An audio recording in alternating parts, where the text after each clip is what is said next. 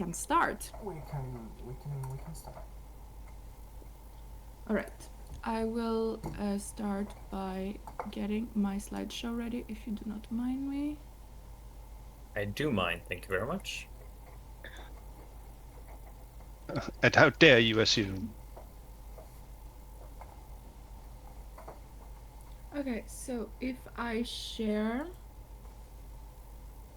my screen, yeah. Leon, what I primarily want you to catch is my voice and the presentation. That is just it. Full screen if possible, please, I beg. All right. Put that away. It's okay, I can cope without seeing myself for like 2 hours. Okay, so are we ready? Right. Yep. Are we recording? Yep. Delightful. Hello, welcome. Hello, Spooky. And hello, Mo, if you're watching this. And we'll begin our session 0 for the Curse of Strahd. I'm very excited to have all of you here today, and hopefully you like what I have made. It took me so long. I'm really proud of it, and I have been having the most excitable jitters of all time. Like, I was so excited to come show you this, guys, but also really stressed that it will go terribly wrong. Yeah, so we begin. I will move through slides, I will guide you through some stuff, and we can also talk about some stuff if it is necessary. So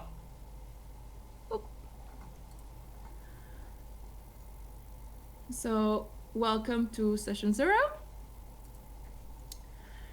So we will do a little bit of an introduction. So I want to go around the quote-unquote table, and I want to hear a little bit about yourselves. I think it is a really nice place to start. Even though you guys have played before together, I still think that it is nice. So MJ. Oh God! Wait, I can start. So Please you can do. follow. You can follow suit. Please do, yes. So hi, I'm Rebecca. I'm going to be your DM. I have been playing D&D for maybe like 4 years. 4 years. 4 years sounds about right. And I will be your DM for this wonderful adventure. MJ. Hi, my name is MJ. I have been playing for the whole 3 months now, and yeah. So proud of you. Right. Are you excited? Ole mole. Very excited. Delightful. Tobias. Hello. Hi. My name's... Oh, stop it. It's the dandelion. Okay, I'm Tobias. I've been playing D&D for, God, 8-ish years, I think, in all. And it's... Just 2 campaigns. That's with... shot. That's with a caveat, though. I have been playing it very casually, and I have not at all read up on any rules. I've just been taking it as we go along. So I'm still, broadly speaking, ignorant of what the fuck D&D systems... no, not the systems I know, but classes and shit, no clue. That said, I am well-versed in what the feel of a D&D universe is and what is expected of players. Yeah. Also, I like talking. Yeah. By the way, we are also doing this because, like, Tuki, I don't think she knows Tobias, so... moving on. Luki, introduce yourself to your sister and Mo. Okay, but so I am myself. You guys have never heard of me before. I've been playing this wonderful game for about 1.5 years now. And yeah, I really enjoy it, and I'm really looking forward to meeting you two. I've never heard about the 2 of you that are not here. I'm super excited for it. Yes, Delightful. indeed. Last but not least, Leon. I am also me. Yay. Oh my I've god, been what? playing, I've been playing the game, I don't know, like, I actually don't know, like 2 years or 3. Yeah, 2, 3 Very years. on and off and weird stuff. But it feels like a, Yep. a lifetime because life is a nice game. Yeah. Yeah. Anyway, One day. I Yeah, am a one day I trick. literally. Fighting One a trick sorcerer. sorcerer. Yeah. One day I actually told myself, I am so mad that I wasn't introduced to D&D when I was younger. I'm genuinely offended by life. Yeah. But it is what it is. All right, delightful. And Tuki's not here, but Tuki is Tuki, Tuki, and introduce yourself. she's played, from as far as I know, one shot and a little bit with Luki when he was doing like a short campaign. Or It was just a session. Yeah, like a session in that. So she doesn't have much experience. She is going to be our baby player. You guys need to treat her with love, respect, and Fuck you. sparkles, sprinkles, and love. What's your stance on team killing? Help her out, because frankly speaking, you will also see in this presentation, this game is not for new players, not recommended at least, but we'll get there. Nor So the faint of hearts. We also talked about our experience and a few words. I will ask some questions around at random. And let's see, Tobias, what's one thing you love about D&D? I don't know, man. Okay, one thing I love about D&D. Yeah, pick one. This says a lot about me to me, though others might not get it. I like D&D because it's a story, like it's a choose your own adventure story, except you live it in the moment. It's not so much reading off of a page where everything is pre-scripted, but you are writing in the moment a choose your own adventure story, and you get to do so with friends. So you get to not have crushing existential pain and loneliness while making this story. Reading. Yeah. You get to actually have fun with people that you hopefully enjoy socializing with. Yeah. Yeah. That is delightful. And let's go to Leon. Leon, are you most excited about combat, exploration, puzzles, or role playing? Oh, Kinky. What? I mean, I'm sorry. considering considering the campaign we're going to play, Oh dear. Mm-hmm. the whole game, Yeah. I want it all equally. Yeah. I'm not, like, listen, that is combat a good is- desire to have. Combat You is greedy not, fuck. Like, sure, I have some ideas of what I want from my combat, but like the roleplay, I have some ideas, and then the setting, the NPCs Yeah. we're gonna see, all the Yeah. nasty bits and body parts. Yeah, so you're also and, interested in exploring and discovering this new world that you guys have obviously never Yes. stepped foot on before, except from Tobias, who has, but nope, he hasn't. no, In my book, he's not been to my Barovia, so Yeah, that's fair. perfect. Um, So, Luki, what would you say is your one strength as a player? Like, what is it that My strength. what makes you you when you're playing D&D? Oh, you I were think born for this question. I think what I really My ability enjoy. to turn into a horse and look through a window. I didn't look through a window. I stepped in. Please. oh my god, yes. That image is etched in my head. I am so ready for Luke to play a druid. Oh, I am so ready to too actually bad never it's do it again, because 5.5e. yeah, I can no longer transform to anything I want. I will only have 4 slots, which is a fucking shame. But anyways, Yep. I think my expertise in D&D is using spells and features in a way you're not meant to. Yeah, Yes, creatively. be the game breaker. Be Yeah. the game Yeah. breaker. Yep. Be the game breaker you are always meant to be. Be this fucking horror story that DMs tell each others.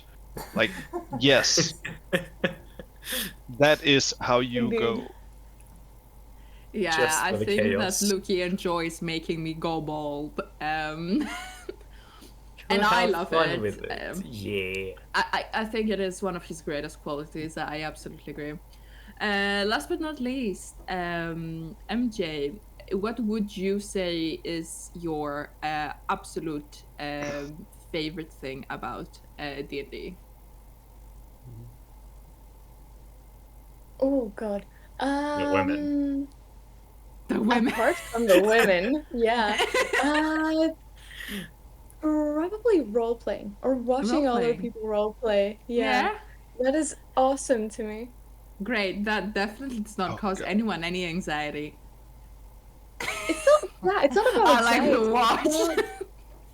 No. It's about like okay, we got together God. like probably a few days ago, and people that never knew each other again got to roleplay their characters who also never knew each other again. It was awesome. Yeah, that is so cool. Well, those are some wonderful, wonderful points, guys. And feel free to go ask Tuki a random question in chat and tag Go her. give her She an can get back interview. to it later. Oh no. All Dude, right. how did you survive being Lucas' sister? With ease. I'm not gonna answer that. All right. Okay, let's move on. So, this is where it all begins. So this is how we're gonna do it. This is chapter 1, game introduction. So during game introduction, I will be reading information to you. It is what I have called the info dump part of our game session today. And because it is an info dump, I would recommend keeping some notes. If something is like, oh, I don't want to forget this, oh, this might help me build my character, or something along those lines, you can keep a note of it. But how we're going to do this is that I'm going to read slide, and then I will ask if people are understanding. If you have any questions, clarifications, anything, you let me know. Yes? All right. Are we ready? Okay. Let's go 100 miles down the highway and crash into Barovia. No. So, how to approach playing the Curse of Strahd. This presentation offers a general approach to playing the Curse of Strahd and preparing for it. The adventure is widely considered one of the best Dungeons & Dragons campaign, but it is not your standard experience. It carries unique challenges, themes, and play styles that players should understand before starting. And this is primarily the reason why this presentation is so hefty. Curse of Strahd is like nothing I have ever read. I've done multiple one-shots, I've done an entire pre-written campaign, and nothing prepared me for this shit, so at least you guys will be prepared. So, any questions? I have one. Yeah, go for it. Yeah. May I put 3 words to the general theme of Curse of Strahd from a player's perspective? We're gonna get into theme. Do you want to talk about it there? Sure. Yeah. Yeah. Let's go with All that. right. It might also cover shit that you're gonna cover already, so. Yeah, it might, yes. All right. So, the history. So, the Curse of Strahd is based on the original Ravenloft adventure. The I6 Ravenloft, as it was called, was a standalone module for the first edition of Advanced Dungeons and Dragons, else known as AD&D. that was published in 1983, long before all of us were Holy. born. Oh shit! Write that down. Write that down. It was written by two awesome women, Tracy and Laura Hickman, and introduced the iconic villain Strahd von Zarovich and the gothic horror setting of Barovia. The older module was built with a different perception of Dungeons and Dragons. Back then, D&D looked different than it does nowadays, being plagued by dungeon crawl-like adventures with little to no social encounters, themes, and lackluster villains. From that day, or from the day of its release, and to this day, Ravenloft has been celebrated for its unique gothic horror theme, departure from typical dungeon crawls, and innovative use of random encounters and plot elements determined by card draws. This is also why there is going to be a lot of cards you're going to see during this presentation. In 2016, Curse of Strahd was officially re-released for 5e, with the writers making minimal changes to the original Ravenloft adventure. So, long story short, when this adventure was released, it was essentially groundbreaking. Nobody had seen anything like it before. Back then, D&D was really straightforward. You enter a dungeon, you kill monsters, you loot, you move on. There were no cool villains, there were no thematics, no social encounters, no role-playing. It was very much a slash and whack kind of game. And to this day, the way these two women, Tracy and Laura, wrote Curse of Strahd, it is incredible what they did. To this day, we do not have a single other adventure that is quite like Curse of Strahd. Any questions? Nope. Perfect. No. Yeah, obviously, yeah, to this day it's considered one of the best pre-written adventures in the history of Dungeons & Dragons. It absolutely is. So, it's not like a video game, it's better. This is going to be something you guys will need to get used to, especially those of you coming from Wild Beyond the Witchlight and having played Wild Beyond the Witchlight for a year and a half. And it's going to be difficult, but hopefully I will repeat myself enough during this presentation. It will get imprinted in your minds. The reason for its success was also the fact that Ravenloft wasn't designed like a video game. Instead, it assumed that sometimes you might have to make an unspeakable choice. And that at the end, you might not even win. At least not in the traditional sense. After all, what exactly is winning, if not the achievement of mastery or success in a struggle against all odds? Victory and success may have many forms in this adventure, but in the end, it's only up to you to decide what victory looks like. I have decided that this campaign, the way it is written, it has a very specific ending. This campaign does not want you to go into Barovia and kill the bad guy. The purpose of this entire adventure is to escape. It's like you're trapped in a prison and you need to escape. Now, how you escape is up to you. But usually in the original, as written, adventure, you need to kill Strahd to escape, because he's the one stopping you from escaping. He's the warden. I have decided to change that, and I have decided to give you guys multiple endings, kind of the way that Baldur's Gate is built around you having multiple endings based on the choices you make. But I have decided that there will be multiple ways of you guys exiting Barovia. Some may require you killing Strahd, some may not. And it is up to you guys to figure out what these choices are and what you would like to do and what is morally correct and what isn't. And if people are worth saving or not. And I think that this pondering upon like decisions and morality and what's right, what's wrong, what's salvageable, can this person's soul be saved or not, I think that is like a really interesting thing to have players collectively try to decide. So any questions for this one? I have a what was that called?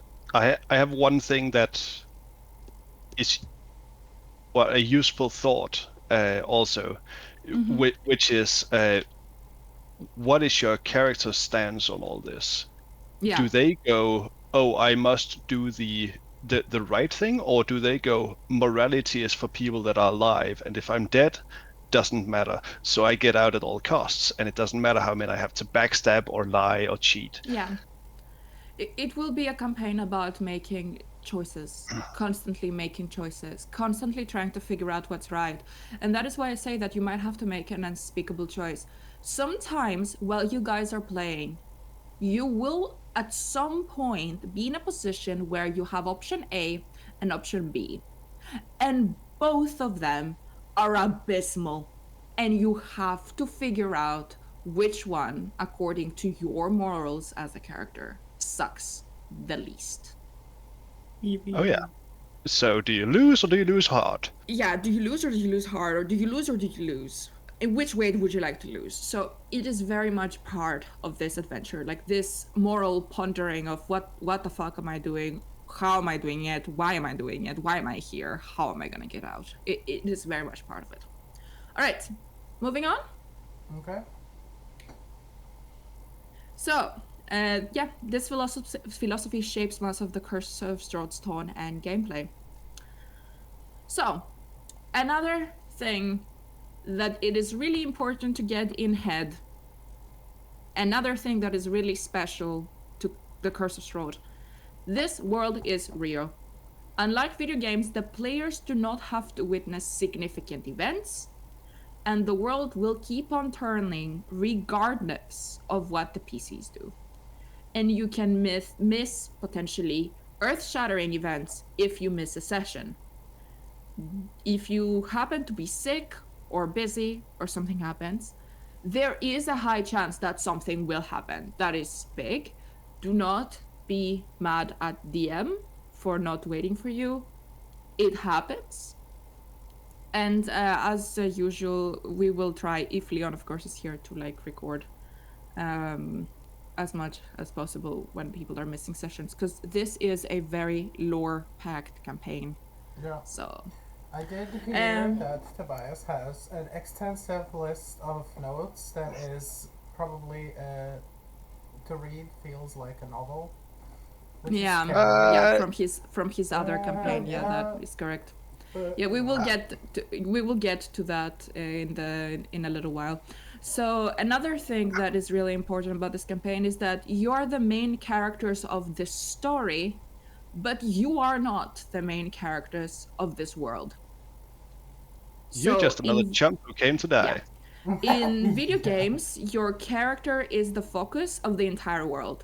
Everybody exists to make sure you can be a hero, and nobody else is going to save the world unless you do. Yeah. Because that is simply how video games are built, for the pleasure of the player. You are the chosen one in a video game. Yeah. More often than not, in video games, major events do not happen behind the scenes, and not much can change without direct interaction or influence from the players. This is not the case whatsoever in this adventure. In Curse of Strahd, if you don't do something about it, somebody else might do something about it, and it might not be good. And you need to remember that out of all the things I have ever run, this is the most real world I have ever seen.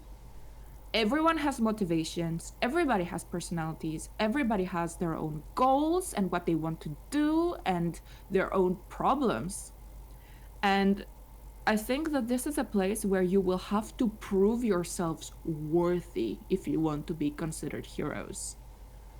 Which, in all honesty, this is D&D. You should be going in with that idea in your mind, that you want to help these people, that you want to save this place, that you want to make it better. but it is a place where you will have to prove yourselves worthy, like an arena almost. What's up, Toby? I have opinions on that, okay? Yeah. Jesus fuck. First thing that came to mind when you said you have to consider yourself heroes is this ain't no place for no hero. This is a place where heroes go to die and Yeah. hope gets like drowned in Sucked up and you don't have any left, and then you perish. Yeah, it is very much, this is a place you go to die. Very much that kind of theme. All right, can we move it? Perfect. So here is where we will have some getting used to from Well Beyond the Witchlight players. The world does not level up with you whatsoever. You take a right turn, you stumble yeah. into level 18 territory. Exactly. In video games and most indie adventures, the challenges are carefully crafted to ensure that they're adequate for your level and experience to be just hard enough to be fun without being overpoweringly difficult. Hell yeah. This is different in Curse of Strahd. The world is real, and if you go deep into the uncharted wilderness when you're level 1, you are going to be eaten alive by huge monsters. And there is a reason nobody lives out there. There is always a reason. So it is really important to remember that, and you will see it in just one second, which here it is. That is the reason why. This is not linear. This is not, I don't remember what the terminology for it is. It's not like the linear thing where, okay, linear is from point A to point B to point C to point D, which is essentially how Well Beyond the Witchlight worked. You still make choices, but the order of events is mildly predetermined or randomized. So, and then there is the different, a second one, I don't quite remember what it's called, but that is that you have A, B, C, and D, and then you can do A, you can do D, then you can do C, then you can do B, in whatever order your characters choose. It's a multi-route adventure, kinda. Yeah, there is points and you go to them. Curse of Strahd is a sandbox. You can go anywhere. You can go set camp under a tree and sit there. It's gonna be boring, but you can do it and things will keep happening around you. But it is absolutely your choice where you're gonna go. And this is exactly where this previous thing ties up in. You could stumble in a place with a challenge rating 14 boss, and you are level 2. You guys need to be smart. If there is one adventure to use your heads, this is the one. All right? Shit. Curse of Strahd is a sandbox. I know it's going to be difficult for you, Luki, but I believe in you. So, I mean, look on the bright side. Idiots die fast. Idiots die real fucking fast. The Curse of Strahd is a sandbox game. That means you can pretty much go anywhere. You have plenty of options as a player, and you will be directed and given clues, and clues will be dropped by your dungeon master, but you are driving the train. You can go left, right, backward, and forward. There are some limitations within the adventure in terms of borders, as you cannot leave Barovia, but within that realm, the world is a sandbox. Early on, there may be points that seem to force you upon a trajectory to get the main storyline rolling, but the order of all other events, once the game's afoot, are in the hands of the party. And be aware, jumping to certain areas could be hazardous. This means it is entirely possible you can wind up in a location you are not ready for due to this open world approach.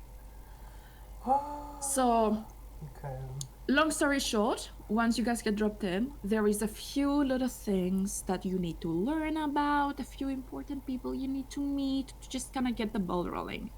Once that ball starts rolling, it is completely up to you what you're doing, where you're going. Entirely.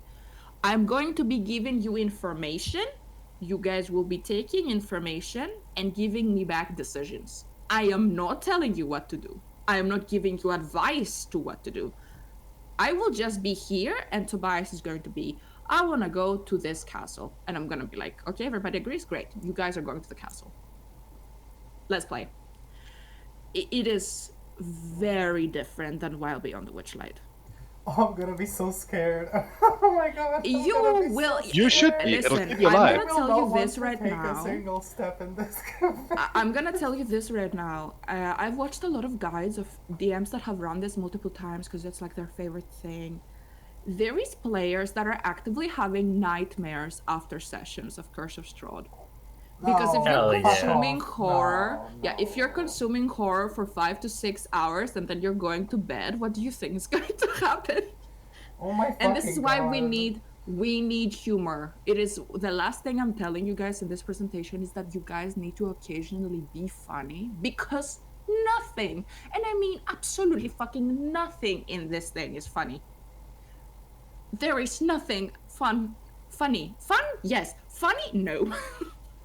Ray, I can So assure you that you guys I need to will do bring my that funny humor. druidic stuff. You guys need to make fun of the weird NPC, We right? can be Like, you funny, need to right? survive. Yes, you can. You Yeah. guys are fun Would people. be prepared to be the object of funny. I'm so sorry.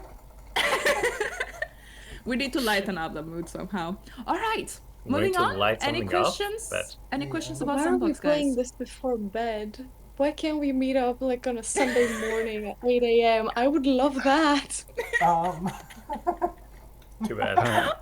I understand, but sadly, with the way my work works, it is almost impossible for me to make myself wake up that early because I work until late. I wish. No, I understand, but like, Yeah. you get my point, right? Okay. Yeah. We will be fine, okay? But it is horror. I told you guys, you need to be prepared to be spooked and be thrilled and be happy Yay. about it afterwards. See what D&D horror looks like. This is Yeah, listen, horror in D&D is exceptionally difficult to pull out, and it needs the players to be invested, because if you start making fun of everything, this adventure is going to flop so hard and feel so flat. You need to go into this mindset where you will try to make yourself be like, oh, I'm not sitting on my computer right now. I am in a forest, and a challenge rating 14 trees looking at me really scarily. What the fuck am I doing? Like, you need to try to get in character, in the mood somehow. I will give some pointers about it. It's even worse than that. It's not a challenge rating 14 monsters looking at me. It's this tree thing that I don't know what is and I've never heard of before is looking at me with a face it shouldn't have. I don't know what it is. It feels dangerous. I should not be here. Like, you need to get out of the meta narrative in your head and start being in the world instead. Yeah, exactly. You need to be in the world. Moving on, unless any questions about how Sandbox works, I think it is rather well explained, yeah? Perfect. Alright. Theme. Horror! Curse of Strahd is a pre-made Wizards of the Coast adventure, and it contains a mix of roleplay and story, combat, mystery, investigation, and some political intrigue, which I am a huge fan of. I know some people aren't, but I am a huge fan of. Yeah. It's not as boring as it sounds. It's nice. But what takes the cake when it comes to this module is that it is a gothic horror adventure. So we are imagining Dracula, Frankenstein, the Women in Black.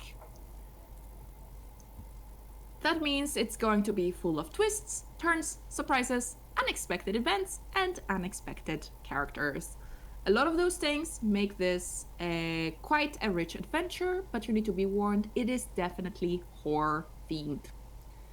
I will be following the Wizards of the Coast setting with a lot of added flavor to create a unique experience, as well as some changes to some core lore, specifically Strahd's lore.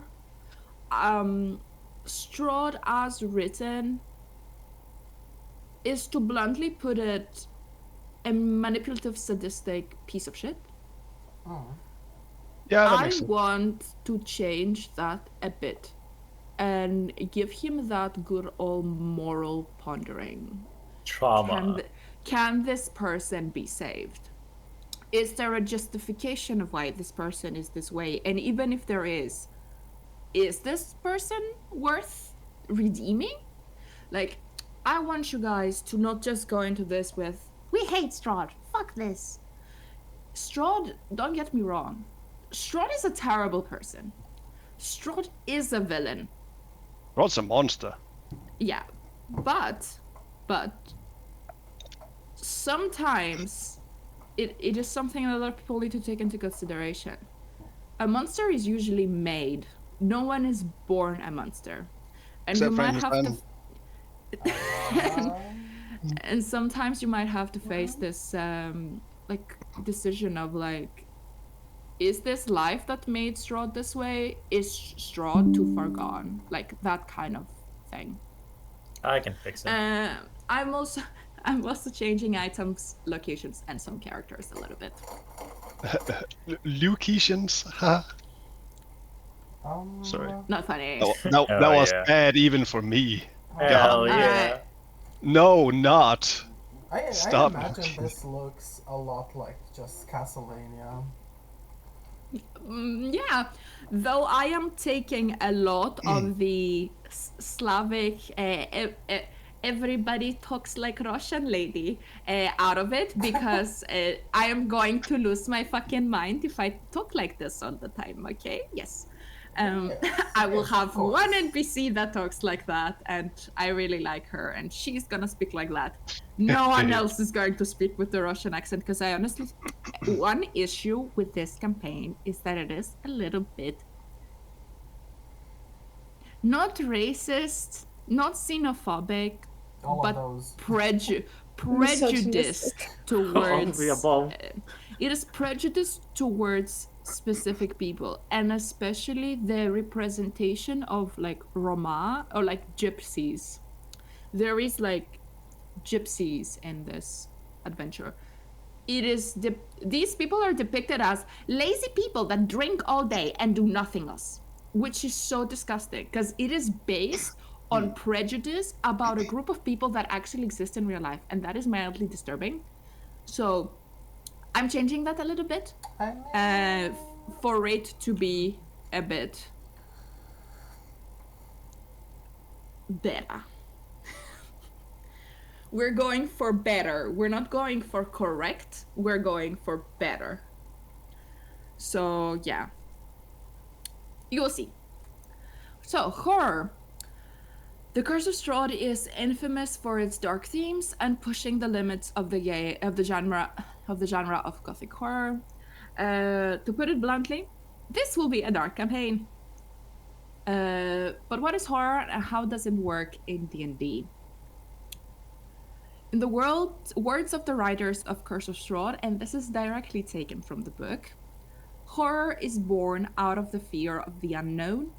Our fear is heightened when the darkness engulfs us and we can't see, or when the truth is located behind a locked door, covered by a sheet, or buried in the soft earth.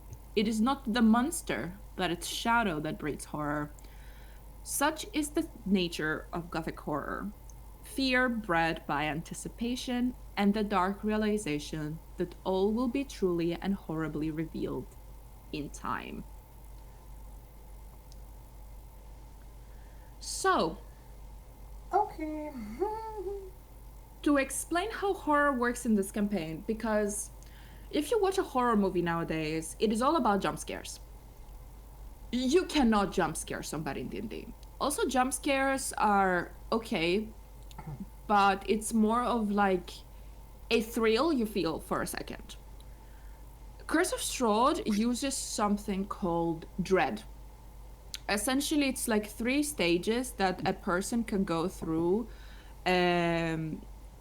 actually psychologically proven, by the way. These women that wrote this thing are geniuses.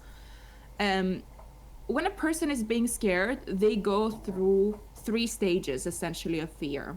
And this game works with manipulating the first and second stage and almost never touching the third, creating kind of like, I don't know, have you ever edged? That's how it feels, but scared. Oh, Jesus. So, has anybody in here seen Jaws? Sure. The movie Jaws with the Yeah. shark? Yeah. I So haven't. in the movie Jaws, it is really easily explained what this adventure is doing. You have a shark. You know a shark exists, but you have not seen the shark. All you do for the first 1.5 hours of that movie is hear about the shark, feel like the shark's around you. You have no idea where it is. You can't fucking see it. And the moment you see it, that's where the horror ends. Essentially. Yeah. So this is how this adventure works, and this is how horror can work in D&D. The way horror works is not that, oh my god, I'm gonna fucking spook you and something will pop out of a bush. Something will be after you. Something will be lurking, looking. You could smell it, you could see it, you could hear it, but you will never know what it is. Until the moment you do, of course. It works on people's paranoia.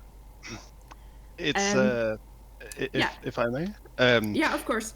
Is the feeling, the knowledge that something is hunting you, Yeah. and your food that it's playing with. Yeah, exactly. And you're in a dark forest and you don't know where it is, but you know it's there. That's the feeling. And a lot of it is also helplessness, that you're too weak to do something yet. Oh yeah, you can't run away. This is a hunt. And you're prey. Yeah, exactly. And this is how and why this is probably the only horror adventure in D&D that actually works as horror. Horror is exceptionally hard to pull in D&D because we have perception. We have perception checks. The DM needs to describe something. Like in a movie, you just get this like little moment of, oh, the girl is looking behind the door and she's opening it slowly, and then boom, in your face. I cannot do that verbally. It's a verbal game. But what I can do is I can essentially blue ball you with fear until I release you, and then you see the monster, and then you kick its ass. Or you don't, and you try to talk to it because you can't fight it. So this is how horror works in this game. It is a bit different, but old movies used to do this very well. It's the unexpected, the monster that lurks in the shadows you can't see.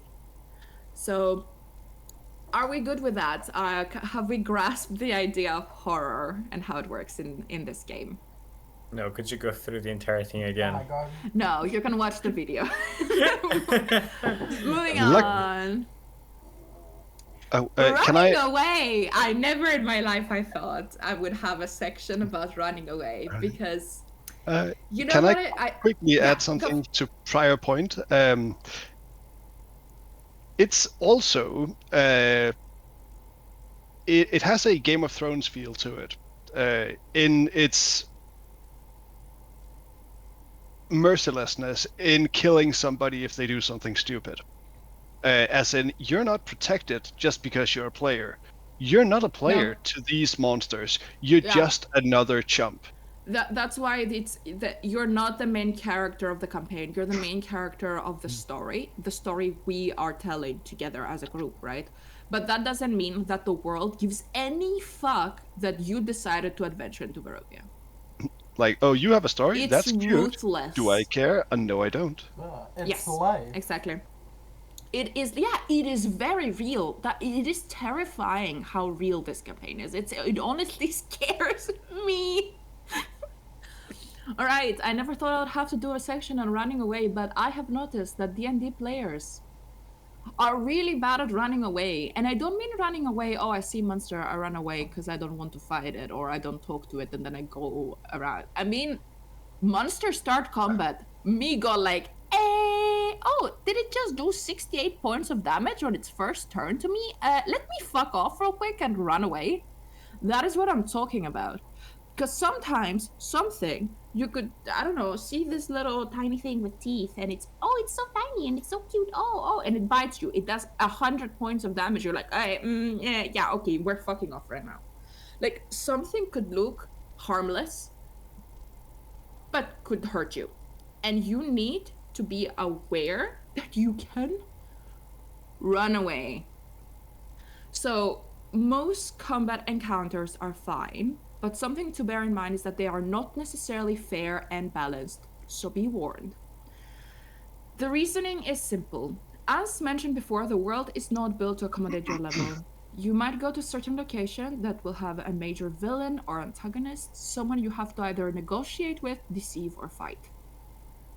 There are a lot of different options to those events. You do not have to necessarily get involved in combat, but it's entirely possible, even as you progress from level 1 through level 10 and beyond. For us, we're going beyond level 10, that you will find some encounters you simply have no choice of winning or surviving.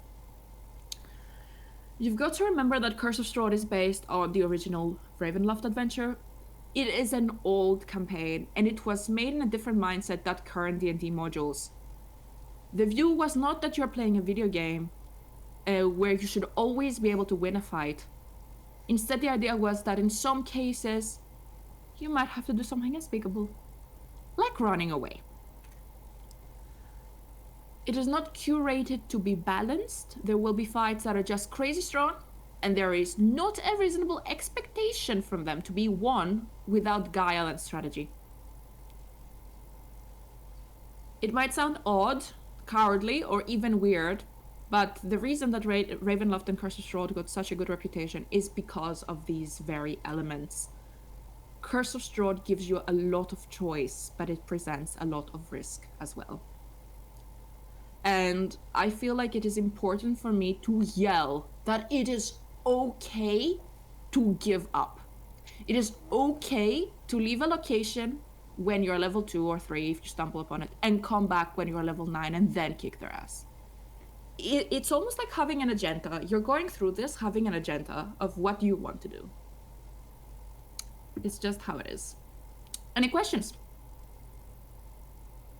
No. Perfect. Another thing I never thought I would have to say, but this is spelled in all caps, and I won't say it again. Do not split the party. I won't warn you while we're playing. I am telling you now. Please hear me when I say this. This is one of these adventures where if you show weakness, someone will notice and will exploit it. Your dungeon master will be looking for those moments when you make the foolish choice to go off on your own. When you watch a horror movie and someone wanders off to explore alone, you know something bad will happen to them. And the same principle applies here. Now, how many people in here have made fun while watching a horror movie of the person that was like, oh, I'm gonna go into the forest and check out that weird noise behind that bush on my own. And then we're like, where are you going, motherfucker? You're gonna fucking die. And then fucking 2 minutes later, they die. Yeah. Don't go places alone. Please. Beg. If you want to succeed. So, yeah. Another reason why you should not be splitting the party, and also in general, that you need to be aware of, is that your dungeon master will be trying to turn your character to the dark side. And I don't mean Star Wars dark side. I'm about to explain. It means morally corrupt your characters. The goal is not to just challenge you, but to tempt your character away from their good or neutral alignment and make them a villain. But be wary of that, or your player might end up as the main villain's lackey. What the fuck? And yes, that's entirely possible. I love that! Oh, yeah. Oh my god, that's so cool! Yeah, I think it's cool, but it's not cool once I tell you what exactly this means. You're gonna be the first to fall, I guess. Curse of Strahd works with alignment a bit more, because back in the day, alignment in this game used to mean something. You could not get certain spells if you were in a certain alignment bracket. Like, if you were a lawful good person, you could not get Finger of Death. You would have to be evil to get that spell. Protection from because evil. yeah, because this adventure was based on an old piece of D&D, alignment matters here, and this is why I said you cannot play evil characters. One of the main gists in this campaign is that the land itself, not just Strahd, the land itself is trying to morally corrupt your characters and turn them evil. Once your character turns evil or makes exceptionally evil choices, you are essentially in alignment with Strahd, which means that I am taking your character away. I am your character now. You are not playing that character anymore. That is what I mean by the main villain's lackey. It means that your character can simply just become so evil that it's an NPC now, and he's playing with Strahd. Holy, okay. And rest assured, I will keep the character sheet if that ever happens. And rest assured, I will smack you with your own spells. Like, I do not recommend you do this, because this will make Strahd so much powerful than he already is. I mean... So be careful. The idea of this is very cool. It's so amazing. It is. I would never try it, because it just brings up too many problems instantly as soon as you start thinking about it. But it's just a really cool idea. And it also is so similar to what they can do in the Wheel of Time that I'm listening to right now, and they can turn people forcefully to the dark with the power, and it's so cool, and it's the same thing, and I love it. Curse of Strahd, at least a little bit that I have read, it has some similarities with Wheel of Time. I think you will really like it. A lot of things, and a lot of people and nomads, and it's really, really reminiscent. So I think it's lovely. Hell yeah. All right. Any other questions about this? No. Perfect. Moving on. Death. It's permanent, yes, okay. yeah. It's also just the beginning. Oh. This adventure is lethal. That was literally just, that sounded ominous, let's say it. Yep. It will kill characters. I'm not telling you you might die. You will die. At some point, you will die. And it is possible to have many character deaths take place, and therefore it's very important we have a discussion about character death. For those of you who think that character death is the absolute worst thing that can happen to your Dungeons and Dragons game, I can absolutely assure you in this campaign, it's not. There are much worse outcomes for your character than death, including and not limited to permanent debuffs, curses, or even getting your character taken away. And remember that I am role-playing the enemies to their fullest extent, and some use strategy, some don't. And many enemies want to live just as much as the player characters want to live. And peaceful resolutions can be an option, but not always. It's not Wild Beyond the Witchlight. No, not at all. And remember, running away is always an option. One thing about dying in Barovia that is not in this presentation I really quickly want to touch upon is that when somebody dies in Barovia, their soul never leaves. Not only can you not physically exit the realm, but you cannot even exit the realm after death. And there is very much a recycling of souls going on in Barovia. I won't tell more about that, because you might be able to figure it out while you're playing. But it is a thing. Holy shit. Oh, you thought death was an escape? Yes, you can. Is Strahd like on the road to godhood? Because like gods are supposed to be, you know, creatures that can own souls and gain power from them and shit. No, not exactly. But Strahd is very much so a warden in his own prison.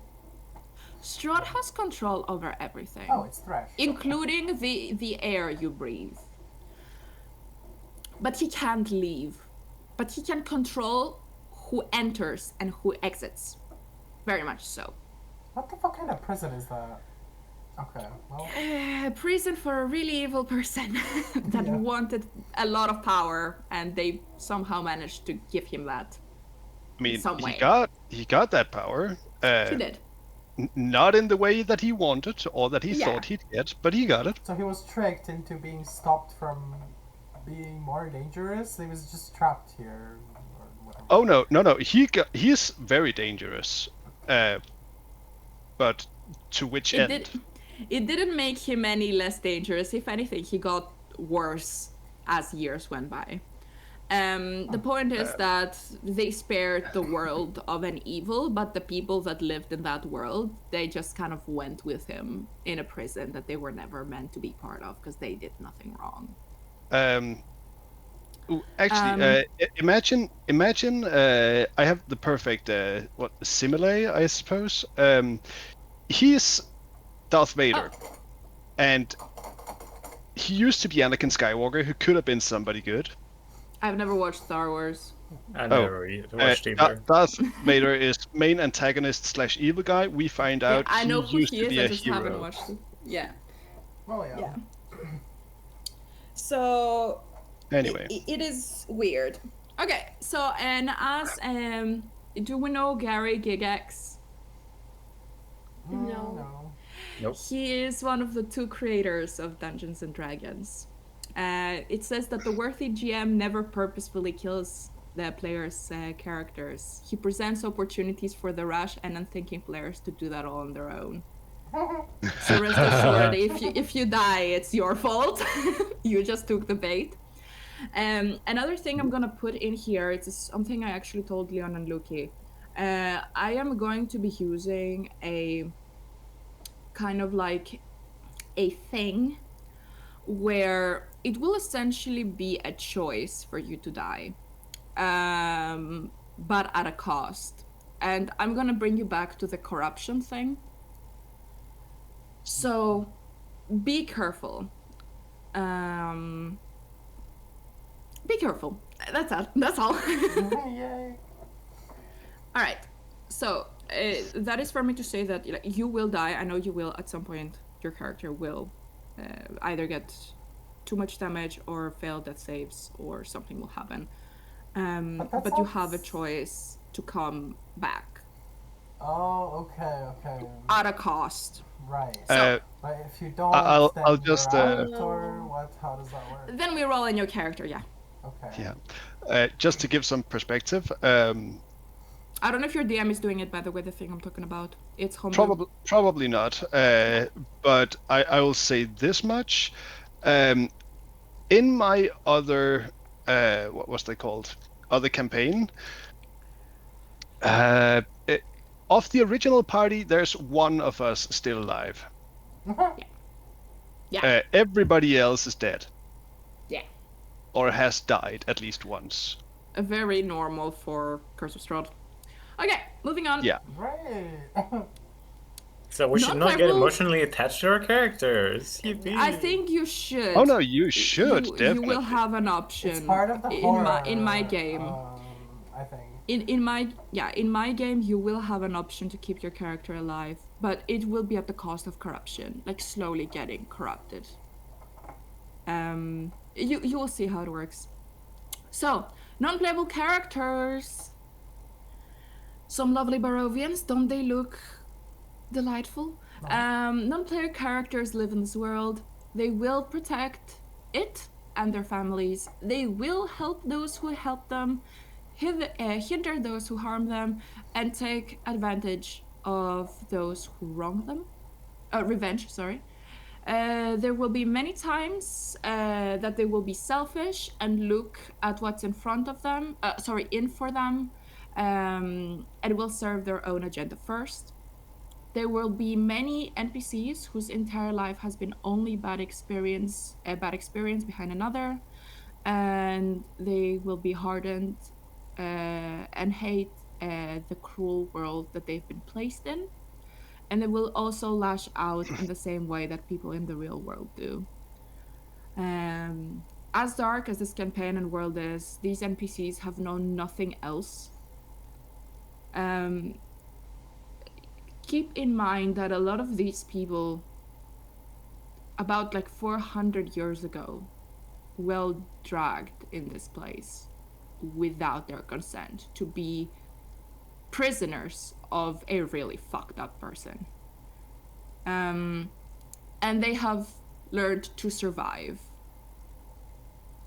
somehow. And all kind of people exist in here, good and bad. Moving on. The enemies have a real person with real feelings behind them. It's me. It is me. Please don't be upset if you die. It's just part of the game. I'll help you figure it out and look through your options. I'm not trying to be a jerk to you if there's a chaotic evil villain who is mean to your character and calls them names, or if you do something unwise and you get yourself one-shotted. I am playing a role just like you are, so don't get upset at me for what happens in-game unless it genuinely makes you uncomfortable, at which point you should stop the game immediately and tell me. And once again, unlike video games, we can change any aspect of what we're doing at any time. So let me know what is fun and what isn't. I genuinely will have a bone to pick with you if you get pissed at me if you die. Don't do that. I am literally using stat blocks. I am literally doing what the book is saying, and if it's not the book, it's some kind of other supplement that someone with experience have written. I will always want you guys to win. I am always on your side. But this thing is scary and this thing is deadly.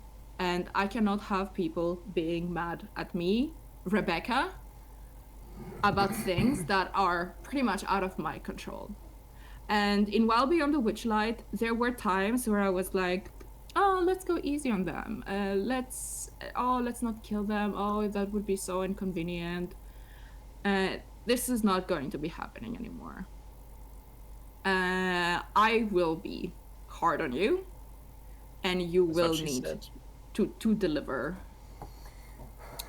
But mother. Yeah. So, any questions before we move on? That is the entirety of the game information info dump. Before we move on to chapter 2, any questions at all whatsoever about what the game is, what is happening in it, how does it work a little bit, like about what we talked about? MJ. Okay, it's not really about the game, it's more about us as a group. Yes. I know we've talked about like boundaries and whatever for us, but what are your boundaries on this? Because as you said, you're also role-playing, but like... Okay, perfect. Nice. Perfect, let's go. Okay, so content warnings and guidance. Are we ready for chapter 2? By the way, the first chapter is the longest one, just as a... We are more almost halfway through. And we're not doing all of it today. So how many chapters? We are 17 out of 40, and we're doing maybe the last 5, 7 next time. Oh, that's all right. Also, these are much shorter. There's 5 chapters in total. So, content warnings and guidance. Trigger warnings. I'm also going to be repeating a few things because Tuki was not here with us when we did our little meeting. So she's also aware, and she also... Hi, Tuki. I know you're listening to us and watching this right now. I need you to please understand what veils and lines are once I explain them. And once you do understand what veils and lines are, to send me if any of the things I have put in the list that you will see in a little bit is a line for you, or if you maybe want something to be a veil, so I can try to work around that. And the same goes for you guys, but I'm gonna read them to you first. I'm just kind of letting her know so she can pay attention while watching this, because she will need to tell me about this. I think it's a little bit better to tell the person before you give them info, not after. All right. So trigger warnings. Evil exists. You will see acts of evil taking place, and there will be heinous acts that do not happen on stage but are alluded to.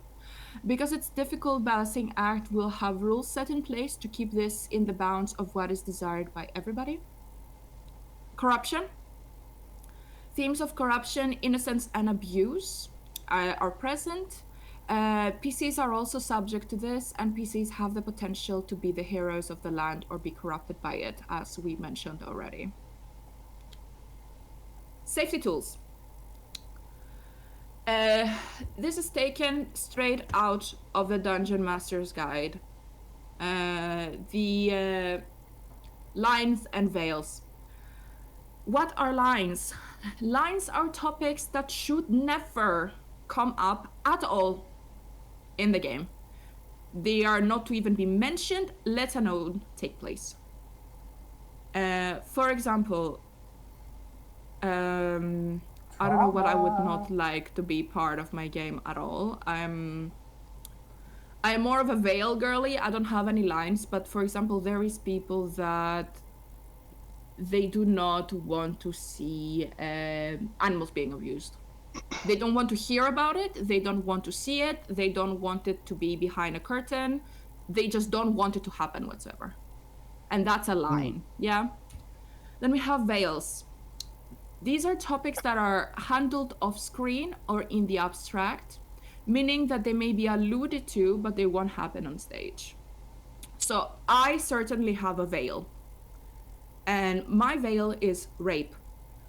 I do not mind my dungeon master alluding to somebody being raped, and I would, if that happened, I would absolutely fucking go take off someone's penis and head off, the rapists, afterwards. But I would never want my dungeon master to sit and describe to me how somebody is getting raped. I mean, that is a veil. You don't want it to be verbally described. It can be alluded to. You can be like, oh yeah, this person forced themselves on this person. That's we are alluding to it. It happened off screen. But I'm not sitting here describing in excruciating detail how somebody got raped. That is a veil. Yeah?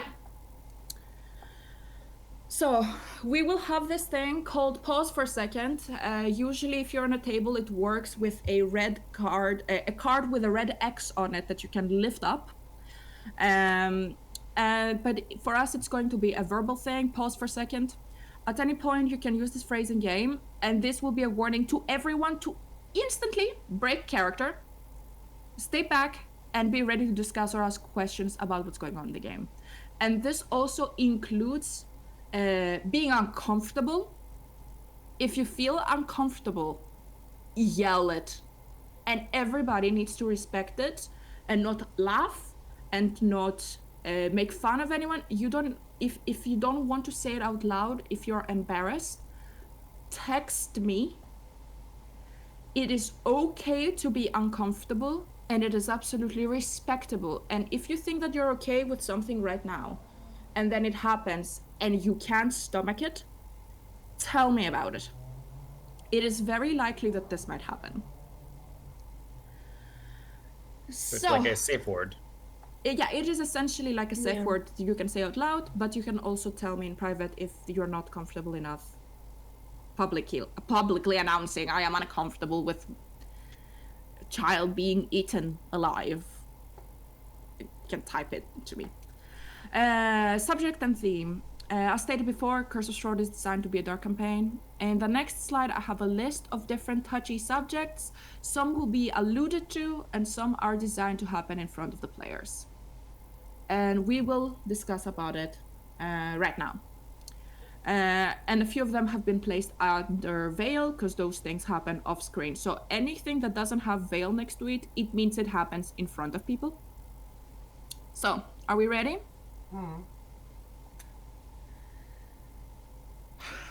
So, child abuse. Veil. At any moment,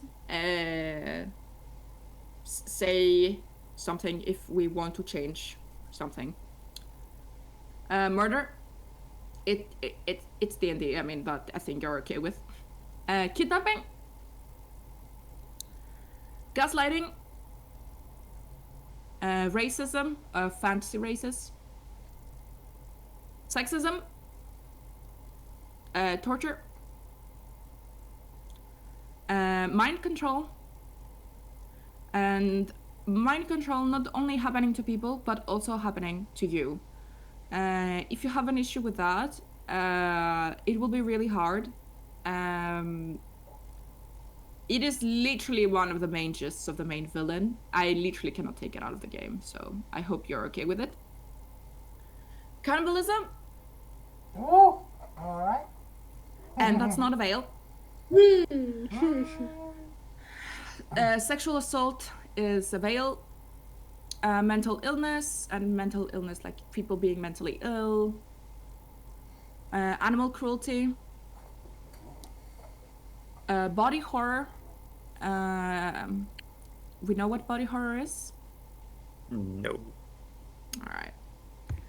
So I'm gonna try to find a better definition just for what I'm gonna say, but essentially body horror is...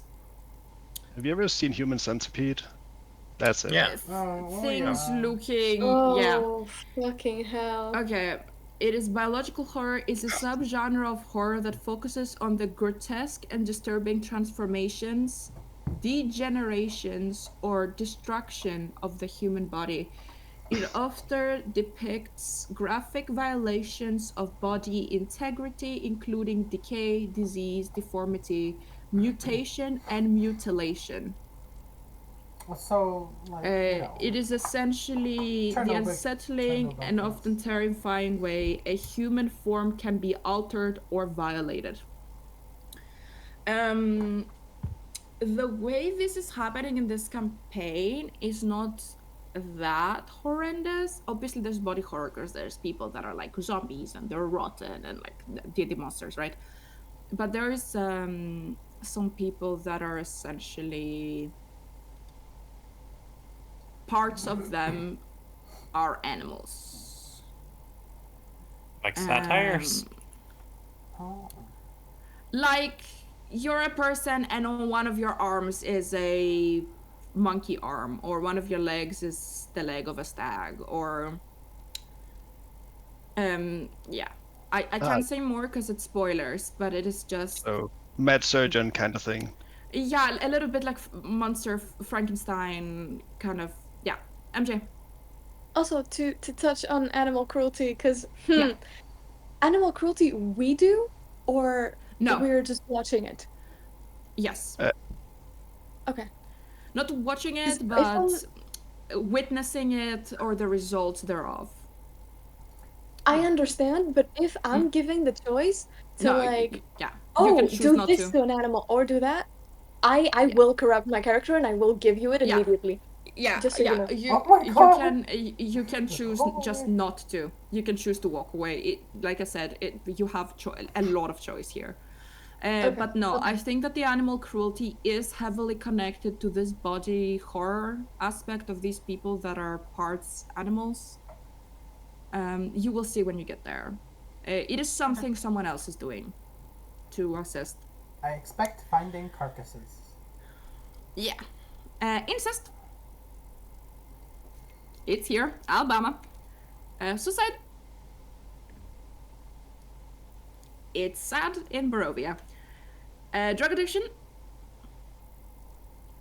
And I'm not talking about heroin, it's other kind of addiction.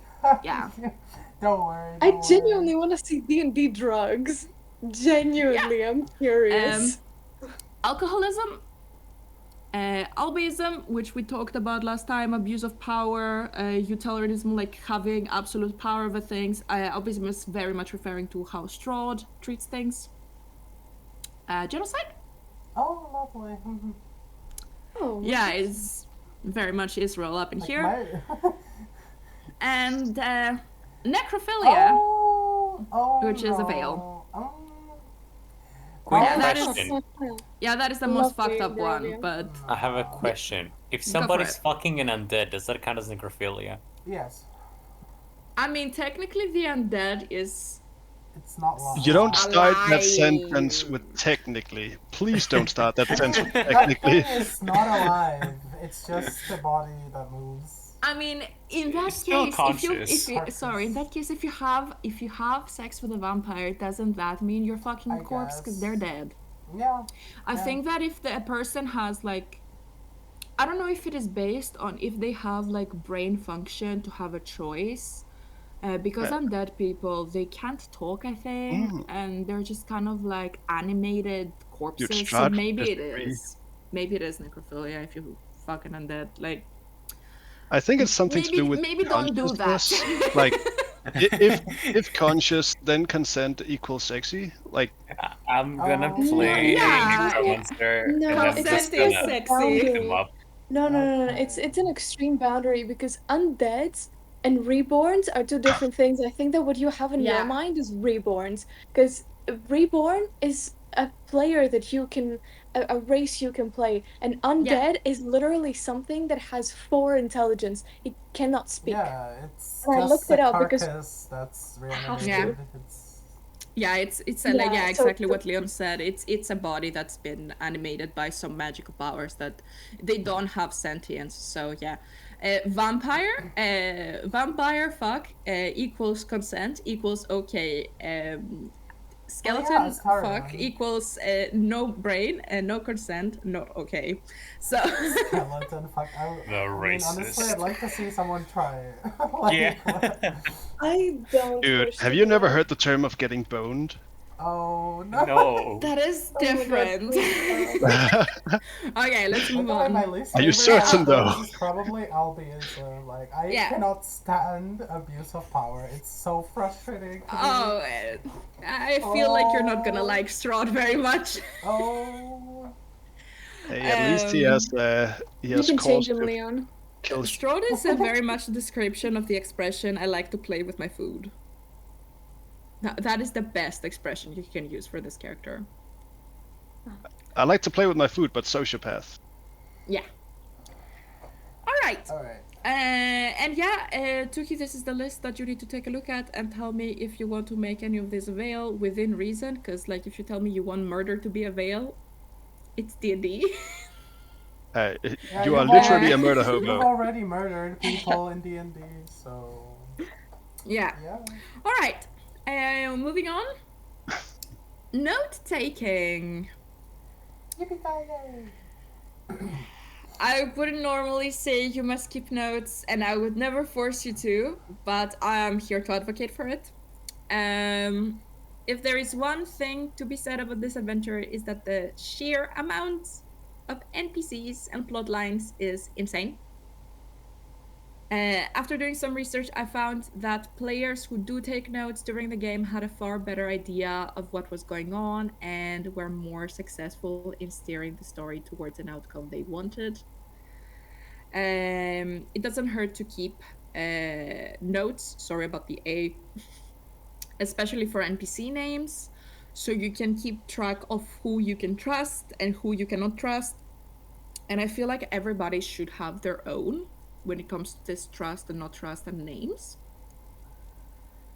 And you can use a campaign journal, be it online or physical, a notebook, or even request for a private chat in our Discord Curse of Strahd section, if that is more convenient.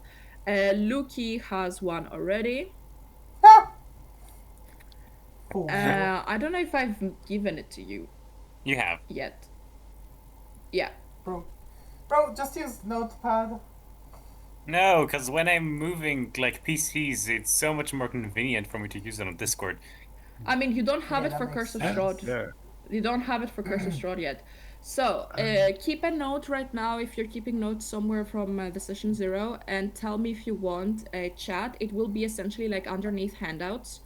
It will be only visible by you and me, and I would rarely enter it, so you can keep whatever notes you want in there, and if you don't want me to ever touch it again, I'm just gonna mute notifications, never be in there.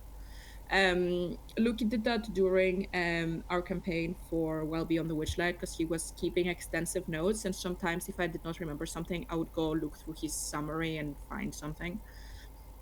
But if you guys think it's more convenient to have it here on Discord along with all the other Cursed stuff, write me a message in the text channel when we're done, and I will create you guys some private rooms. Yep.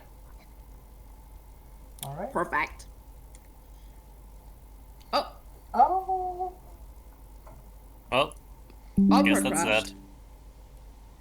Guess we're done. Bye-bye. All right, Luki. Yeah, Opera's been not a good browser recently. This was my first time it crashed for me. I mean, it doesn't crash, but it's just acting up. Alright. Okay. Blurring up. Stream is back up again. Everybody in? Yeah. Chapter 3. Rules. This is where I'm gonna ask, are you ready, kids? Aye, Captain. Yes. Oh god. I suppose. So, some of these are up for discussion, some of them are not. I have changed a few things. May the odds be ever in your favor. Oh boy. Here we go. Core rules. Rule 1. Let's go. Rule number 1 is that you gotta have fun. This game is primarily for the enjoyment of all those involved, DM and players alike.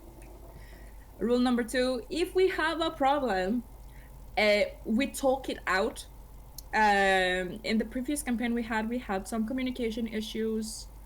And I would very much like it if in this campaign we did not have any issues. So whenever somebody is pissed at somebody else, including me, please tell me about it.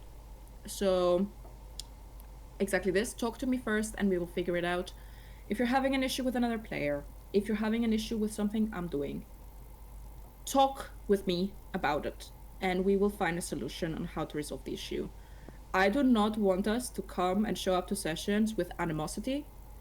This is a campaign you will need to be a tight-knit group, constantly cooperating.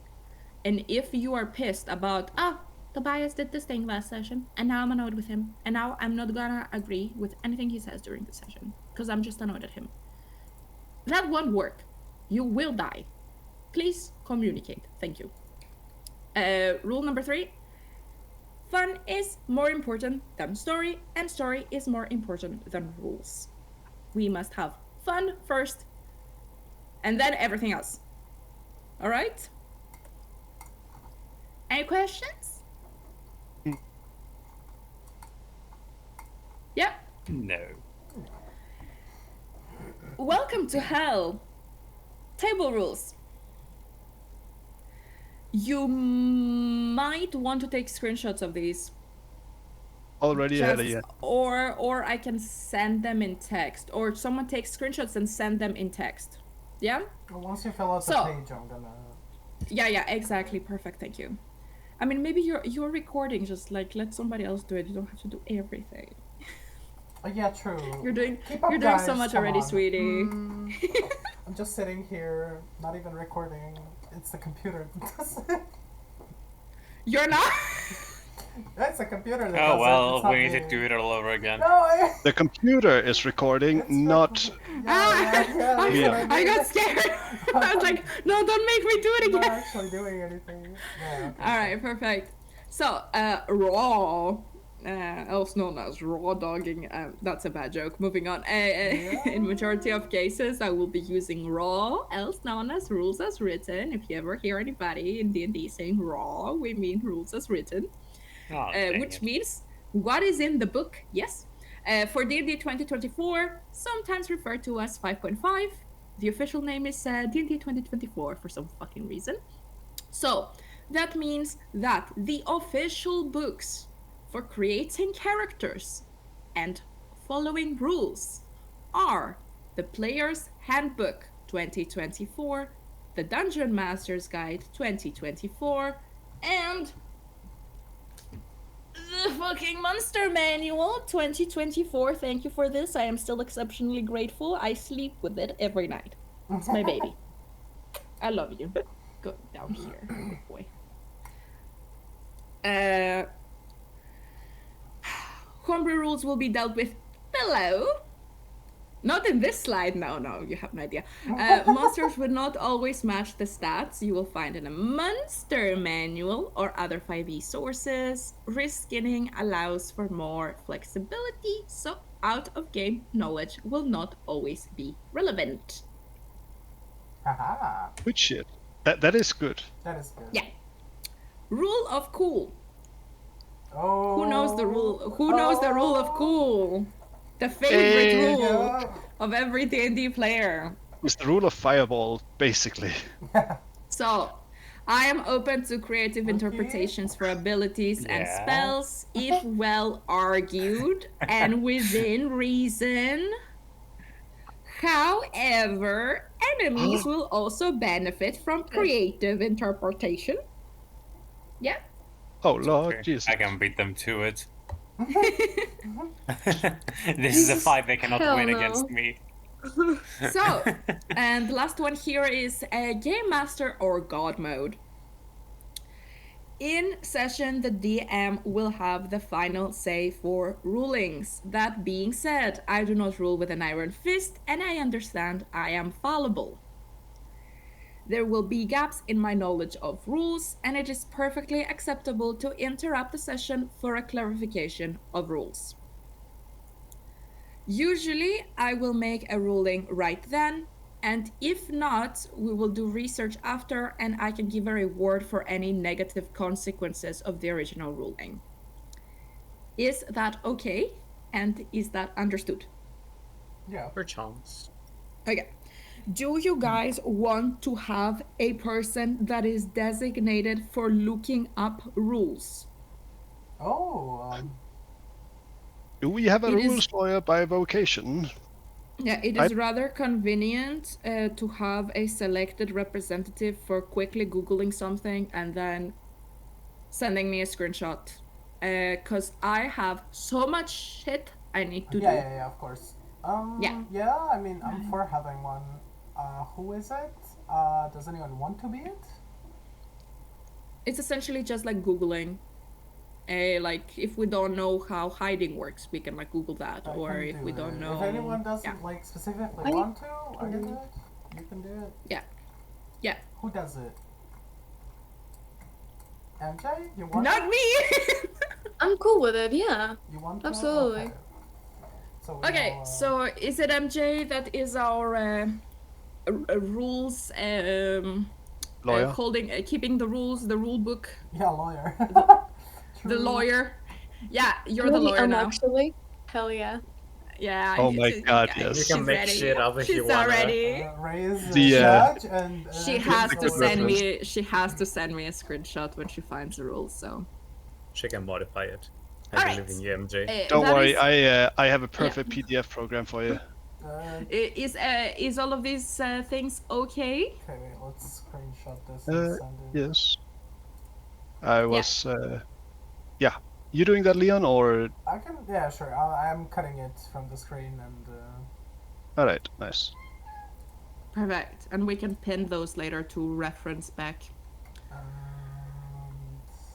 here we go. Okay. Yep. I am moving. Yep. Interplayer relations.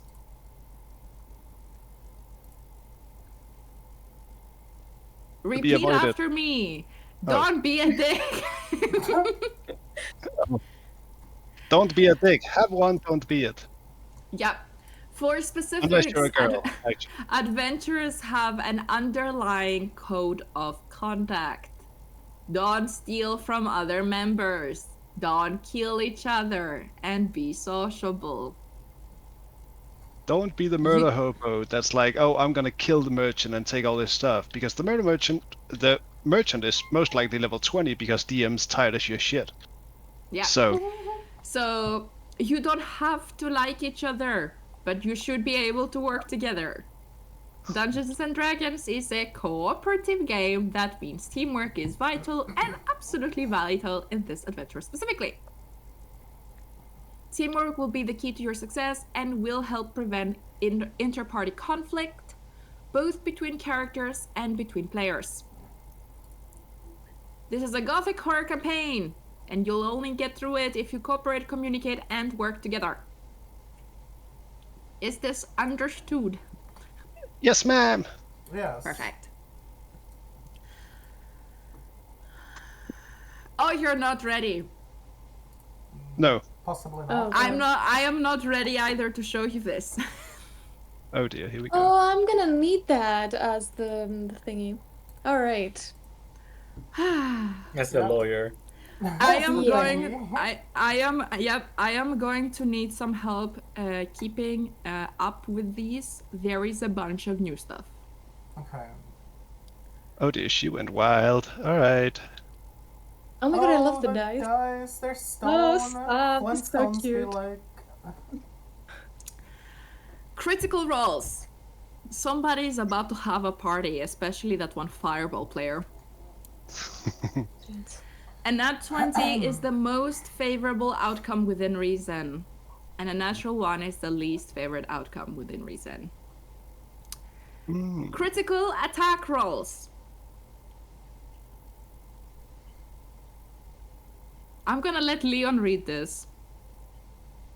Read it out loud, sweetie. Sure, on a nat 20 is an automatic hit, results in extra damage, aka highest damage plus 1 extra damage roll. Do you know what that means? Well, okay, how I interpret this, you get the highest possible number in your damage dice plus an extra damage die, and that's... Exactly. Is that the last damage die rolled, or is it also highest? I'll give you an example. If your spell does 10d6, if you crit, you are doing 60. 10d6 is 60. Yeah.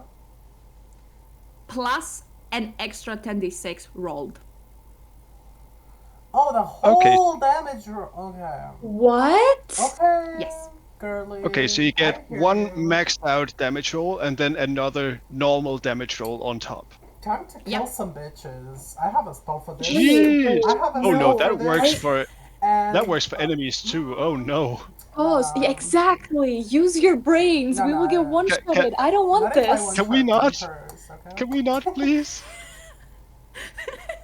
This is I gonna don't be want this anymore. fun. This is gonna be fun. I don't Oh, want it's this. gonna be so fun.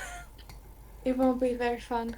It will be just fine. protect and trust in the process. Look, we So do we got have three shield supports. before we get should into be it. fine. yeah. A natural 1 will always miss and may result in negative circumstances, and this applies to enemies as well. Oh, wait. The natural 20 didn't say anything about replying to enemies. No, it's both of those. didn't Miss say it. Lawyer. It's for both. So, yeah. Fuck. Is that it? Yeah. I Well, can screenshot this? No, there's more. Okay. Oh, There's oh. 2 pages. There's 2 Well, yeah, pages but- of homebrew rules. Is this page done? No. Oh, okay. Saving throws. A natural 20 will be an automatic success. Okay. Alright. Yeah? Yeah. Makes sense. A natural 1 is going to be an automatic fail. Question actually. If you roll a nat 20, but you roll with disadvantage, does it then not count? No. Unless you have 2 of them, then you're a ghost. Yeah. Okay, good. Just to make certain before we suddenly are in the situation. Yeah. Another question. Yeah. So I have a thingamajiggy as a Oh damn, you have a circle of thing. stars. That Yeah. essentially, if I roll below a 9, I can count it as a 10. Yes. Does it nullify the natural ones or not? I'm gonna tell you right now, a nat 1 is a nat 1, and nat 20 is a nat 20. I'm gonna say it now so we're clear. I do not give a shit if you can turn a 9 to a 10, anything under 9 to a 10, a natural 1 is a failure. Okay. If it's a 2, absolutely it's a 10 now. Okay. All right. Okay? Gotcha. Natural 1 is a fail, not 20 is a success. Yeah? Okay. Perfect. I am glad you guys should be asking stuff like that. I know that Luki's the only one that was like... I told people to show up with an idea for characters, and Luki was like, here's my backstory, and my mom's name is Jessica. I have my a God, 79 sibling. Your mom's name is Jessica? And I have a spell list. But good question. And if you guys come up with, like, when selecting spells, if you have any questions while reading through them, ask me. So we're clear and we don't show up in game and then Luke is like, but my spell says if it's under a 9, it's a 10. Why? I'm like, it's a natural 1 if it's a natural 1. Perfect. Sure. Skill checks. Nat 20 is the most favorable outcome within reason and can still fail. And that is, of course, because some DCs are really high. It could be a DC of 25 or something. Yeah?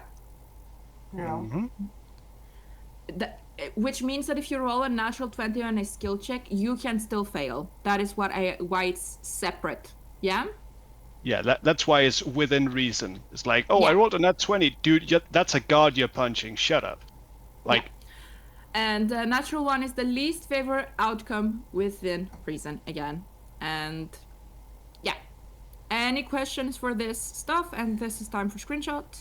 Yeah, but like, wait, is skill check if it's like, you're trying to unlock a door that has DC like higher than 20? The door collapses on you. 20 and you still don't hit it, or what? Yeah. Because the DC is higher than a 20.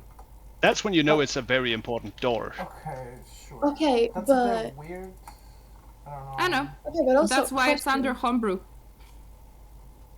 I mean, What's I up? think it makes sense when thinking that it's Curse of Strahd we're playing. Like, yeah, sure, you may roll good, but that doesn't mean that things are gonna go your way, because welcome Yeah. to Strahd, bitch.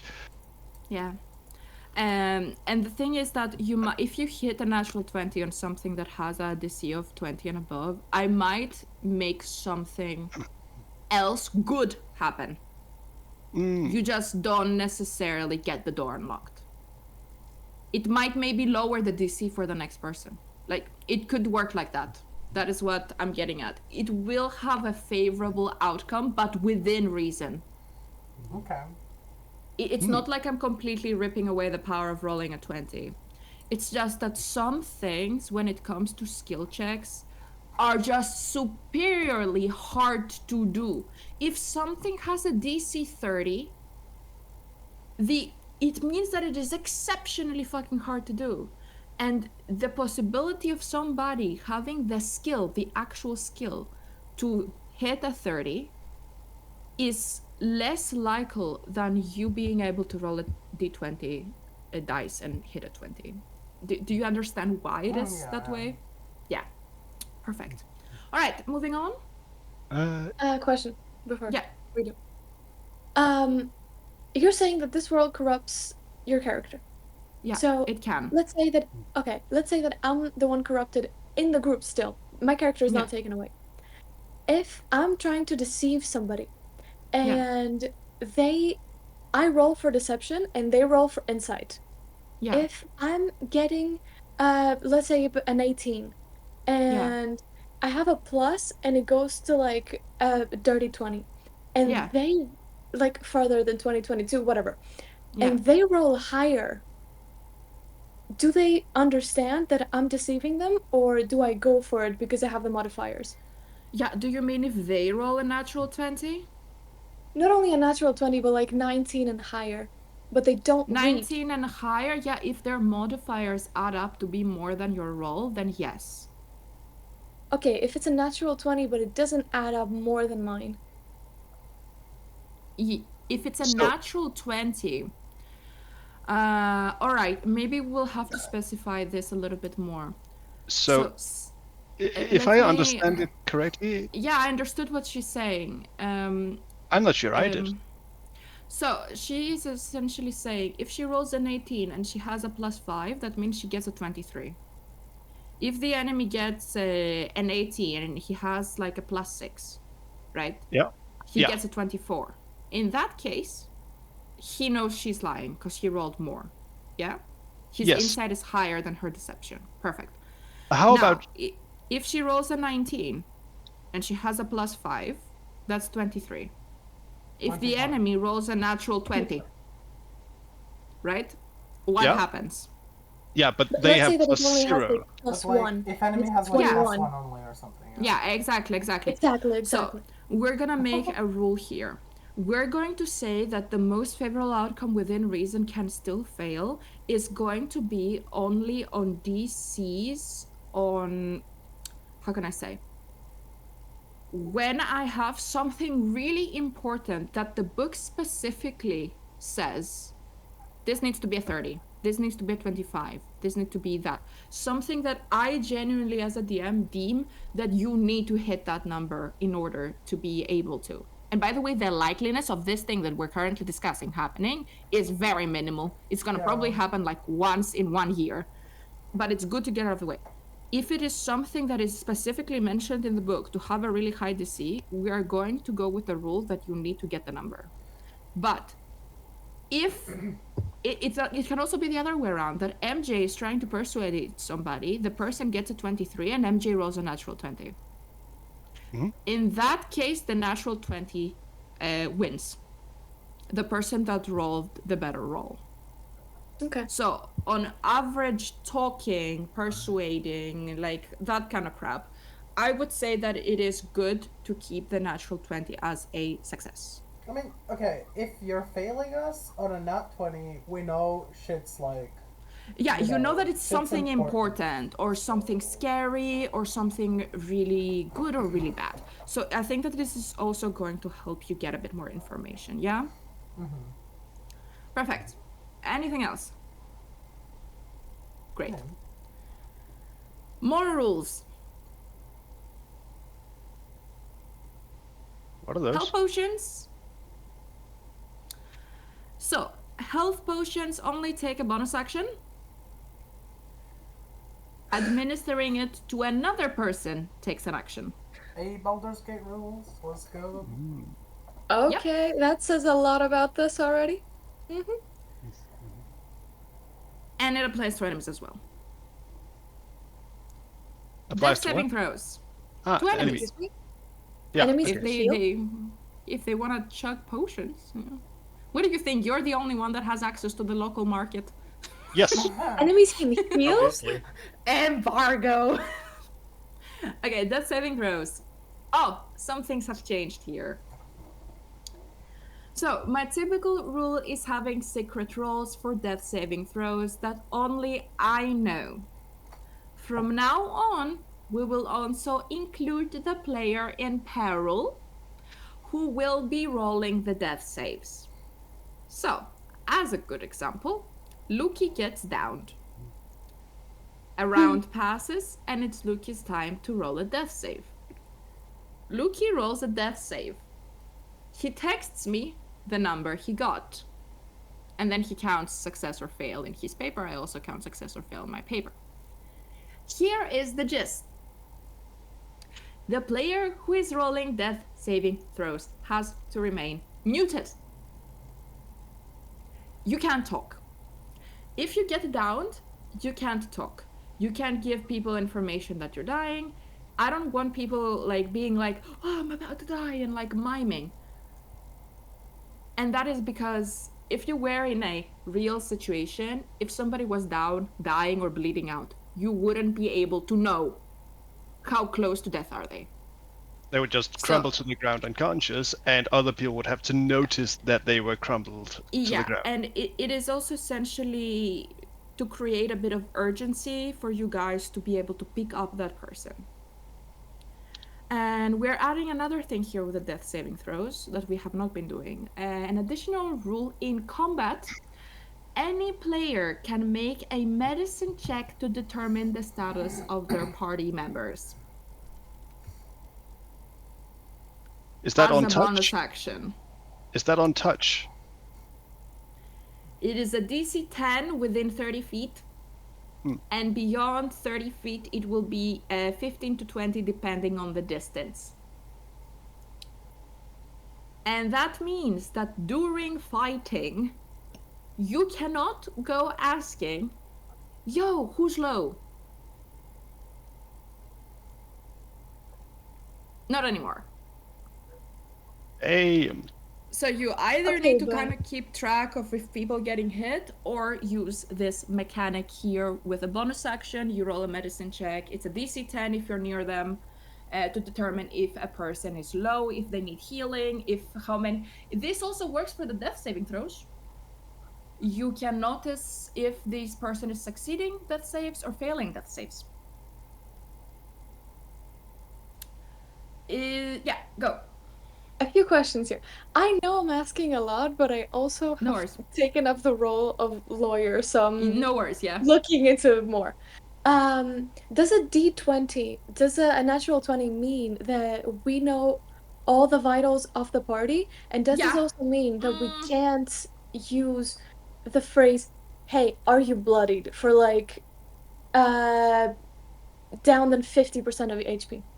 Or like, how is the character looking, you know? Yeah. So the term bloodied is usually only used for monsters, and since the 2024 Dungeon Master's Guide, we are again allowed to use that, because in 5e did not exist. So at this point, and while we're playing, any monster that is half health will be considered as bloodied, and I am obligated to tell you. Now, that does not work like that for playable characters. If you get a natural 20 on this check, no, you do not know how all of your party is, but you definitely will be allowed to know exactly how many HP a player has. I think maybe anything above a 15, I'll tell you the HP the player has. That only works for one person, though. Not if I'm close range with two people, I know two of them. And also the chance of two or more people being extremely low at the same time, it's not something that happens often. Usually like the tank is taking a lot of damage, and then maybe someone is targeting like a squishy. It is not that difficult, because when I take my turns with the monsters, you will be able to understand who I'm hitting. So like if Leon takes 30 damage, like you hear the damage. You just don't have your It's normal players to get target hit. It's not gonna hit every single party member. And the healers can straight up just be like, okay, write on my paper, Leon took 30 damage. This person took 10 damage. Okay, if I need to heal, I might as well heal Leon. She's probably lower. But yeah, if people want to determine specific stuff, you can use this mechanic here with rolling a medicine check to be able to tell. Also, people that are playing clerics, your medicine is high. So this should be a piece of cake. All right. Is this all right? Yes. Mm-hmm. I might think about on a natural 20, you know everybody. I kind of like that, but give me some time to think about it. All right. Death exhaustion. Oh. I did not know about that because it did not exist. So to have a more realistic experience, we will be using a new rule. Every time someone comes near death, i.e. rolling death saves, they will gain 1 level of exhaustion after getting back up. Well, yeah, exhaustion was a thing, and it's terrifying, but I've never seen it used. Okay. Does this exhaustion go away according to normal rules? Yes. Yeah. Okay, good. It hinders your abilities and shit. It's annoying. Oh yeah, I know. Fuck. I mean, think about it this way. You will need a long rest after getting down. Can you imagine getting beaten up to literally almost dying and then getting up with 1 HP and being like, yes, nothing ever happened? No, this is scary. This is serious. And exhaustion. This is actually... Ooh, okay. Thank you. No, I'm looking back at the rules of exhaustion because, like, disadvantage on ability checks, which is the first level, is fine. Yeah. But on level 2, which is speed halved, is not fine. Because if we are to run away, you gotta be careful. Yeah. Keep in mind that stuff like greater restoration from clerics and long rests fix this shit. Oh yeah, that's only a level 5 spell. You will reach level 5 rather quickly. No, a 5th level spell. No, it isn't. It isn't. What? You'll be fine. Don't worry about it. Right. I don't think it is. It's like a level. Isn't it third? Level 3, I think it is third. No, that's lesser restoration. Greater is 5th. Oh. Yeah, trust me, I know. Yeah, I take your word for it. Alright. And the last one, hold on to your boots. It's madness and sanity. Oh, I hate this already. Oh, I like male channeler syndrome. Okay. With Curse of Strahd being a horror campaign, I thought it best to include something that is barely ever used in D&D, and that is madness and sanity. I have not yet decided if I wish to use the one in the Dungeon Master Guide, or a homebrewed one, or come up with my own, or mix all of them together and make a wonderful cocktail of disease. But rest assured, it will be figured out before our first session. And I have thought about this, and I think that I am going to be using the one from the player's handbook. Is it the dungeon? It's the Dungeon Master Guide. And essentially, sanity in the Dungeon Master Guide has 3 levels, and it is essentially a table where you roll, and things can happen to you. And yeah, I might change the way that you guys roll for madness or sanity. I might come up with a meter. A lot of people use people's intelligence plus certain points. And then essentially, I will tell you when something terrifying or horrible happens where you would need to roll for sanity to see if it influences your character. And this will probably be situations where maybe you're being mind controlled or you see something horrific. But us players feel absolutely free to take it upon you and say that my character would be fucked up if they saw this thing that just happened. I would like to roll for sanity. It is also a bit of a responsibility of you guys to be like, you know what? My character really loves, again, animals. If it saw something terrible happen to an animal, he would not be able to comprehend. He would be like, what is happening? Why is this happening? And yeah. And essentially, madness and sanity can also be helped with lesser and greater restoration, depending on the level. So cleric good. There's also so other we're really counting on to. Yeah. There is also characters in the world that can cast the spell that you can like befriend and go to them for healing or assistance that are probably going to be like higher level than Tuki. Any questions? I think that is all the homebrew rules. Did we take a screenshot? Yeah, I sent it. Perfect. All right. Chapter 4. So, technically speaking, right now, we have finished what I want to do today.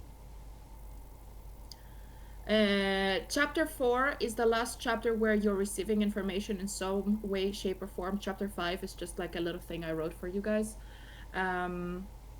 Like final words and final thoughts. Now, having finished the rules chapter and the introduction and the... what the fuck was the second one? I don't remember. Guides and lines and veils. Is there any question for the campaign at all whatsoever? There will be no more information from me. The next time we are going to be talking about the campaign and about themes and story will be you playing it. That is all the info I have for you. And if there is any questions, that includes Tuki, who can text me. Now is the time to ask. So, the floor is yours. All right, I have a question. Yes. Sanity Madness. First of all, I've never really played with that before. Are they just 2 more stats according, like, as it would be with charisma and wisdom and intelligence, or are they based off of those stats?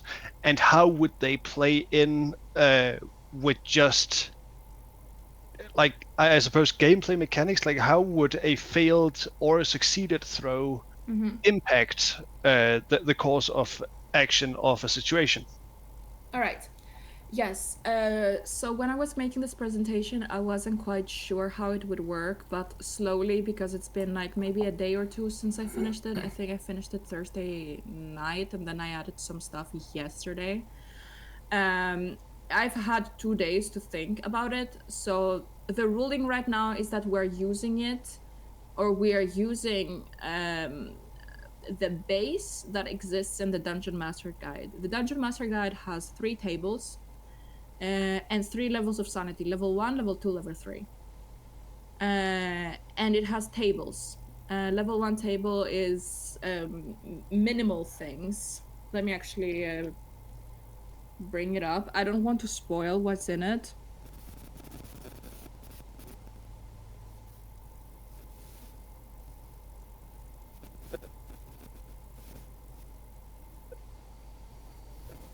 Okay.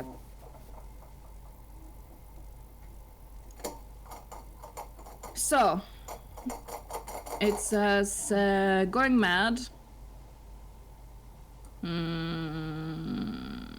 Okay.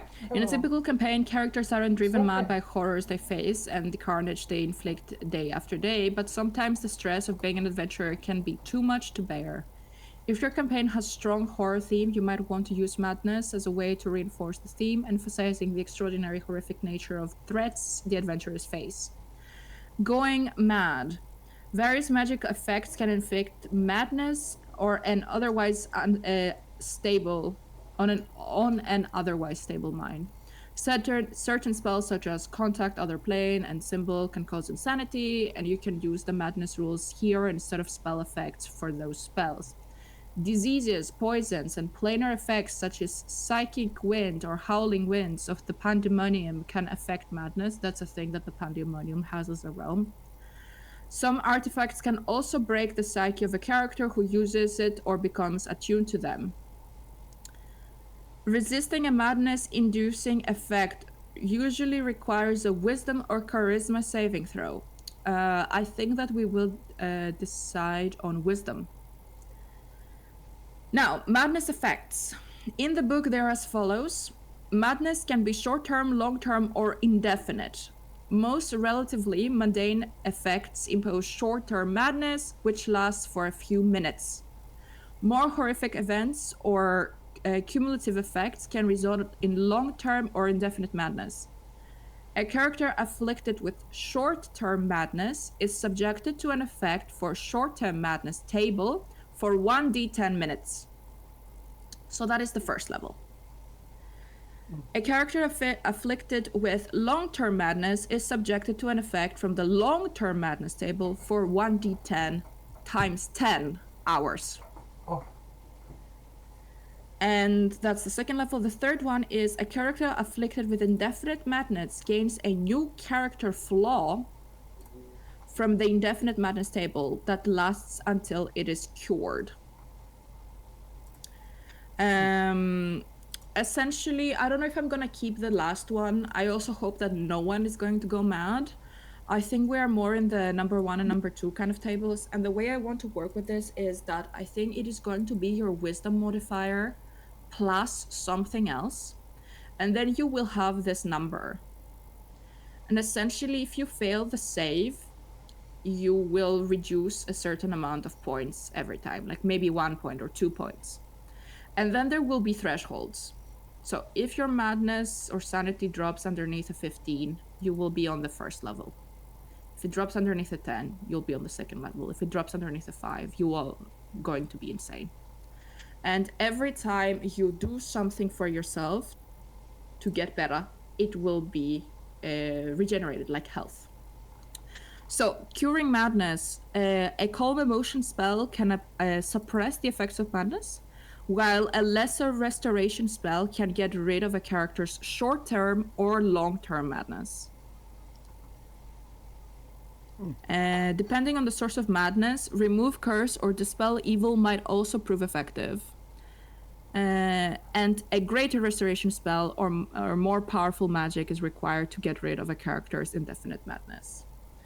So essentially, while you are afflicted by madness, you will be losing some points, almost like losing HP, but it's instead your sanity. But it can be restored with lesser restoration and stuff like that. Right. So it is something that will be temporarily with you for some hours if it's strong enough, or for a few minutes. And it's stuff like a disadvantage, for example. A character becomes incapacitated and spends a duration screaming, laughing, or weeping. A character begins babbling and is incapable of normal speech or spellcasting. A character must use his or her action each round to attack the nearest creature. A character has hallucinations and has disadvantage on ability checks. Like, it is stuff like that. But I might change the tables to make it like, oh yeah, now you are having a disadvantage on wisdom saves. Like, it will be small debuffs that happen to you because of what you're experiencing. Yeah, okay, so it's this shit happened and you are rattled. You are having an off day, or like momentary shocked out of your mind. We will try to play with this, but if we find it to be boring or get too much, we can just remove it. But I would like to give it a go. Like, it's in the book. I don't know why no one ever uses it. It's most likely because we don't play horror that often. But Curse of Strahd is the perfect place to use the tables. Like, it's there for a reason. Oh, yeah. We might as well give it a go. Like, okay. All right. Anything else? It is so hot. It is. I would like. I'm not sure if this is the right time to ask, but I would like about summons. How do they work? I have a thing for that in characters under spells. Do you want to wait for that? Yeah, sure. All right. Anything else? Perfect. All right. So what we are going to be doing right now for the next few minutes is a briefing, information, inspiration. You guys can tell me a little bit about what you're planning on doing, about classes and stuff. We will go through it slide by slide, talk about it, move to the next one. And then you will essentially have homework. Ish. By next Sunday, we will meet again at 2:30. It will be shorter. Tuki will be here with us. And there is where you guys are going to finalize your backstories. And finalize how you guys know each other. You will see why that is important. I have a slide for this. So, are we ready? This is a really fun chapter. This is my favorite chapter. There is a lot of inspiration and art and cool things. And feel free, if you like any of these characters and you want to take the picture, let me know. I found a really cool creator that makes some really cool art. Okay, are we ready? Yeah. For chance. Yep. So, team building. Due to the nature of the game, it is strongly recommended that you should be making your characters with the group, not alone, away from everybody else, so that you can build a character that will work with everyone. And frankly, there is a very important reason behind that. This module assumes that the players have experience. As mentioned in the history slide, the game was made for advanced Dungeons & Dragons when originally published, and that remains true to this day. This game is hard, and a group of mismatched, uncoordinated adventurers could be your downfall. You will die. Yeah. Oh, well, and so, anyway. Yeah, and so because of the nature of this game, literally everything that can possibly happen in a Dungeons & Dragons game is likely to happen in the Curse of Strahd. Anything you can possibly imagine, from anything that we encountered in While Beyond the Witchlight, dragons, hideous people, golems. Oh God, he's ugly. Oh no. Oh no. Everything is in here. And there is certain NPCs that even have certain like unique abilities that don't exist usually with NPCs. Like there is people that can put fucking curses on you. It's insane. And so, we're moving on to this thing. When you build your characters, which we should be doing with the rest of the group, make sure that your character has a strong link to the other party members. It is, and I repeat, not good enough to say we met in a tavern, we had a few beers, and sort of got to know each other. That will not work. You need a strong connection. Dungeons & Dragons is a cooperative game, and in this adventure, cooperation is absolutely fucking essential. Teamwork will be the key to your success and will help prevent inner party conflict, both between characters and between players. In a game like Curse of Strahd, it's easy for animosity to arise between players if they don't fully understand what's happening. Your dungeon master might give a secret message to another player to roleplay their character in a certain way because they've been infected, cursed, or affected in some way. And there's simply a lot going on. Teamwork between players and characters is crucial, and if not obeyed, it could spell doom. And by this, what I want from you guys is that next Sunday when we come, we need, and you guys need, to come up with a story, a reason why you guys are a group. I don't think it will cut it to go into Barovia on a whim.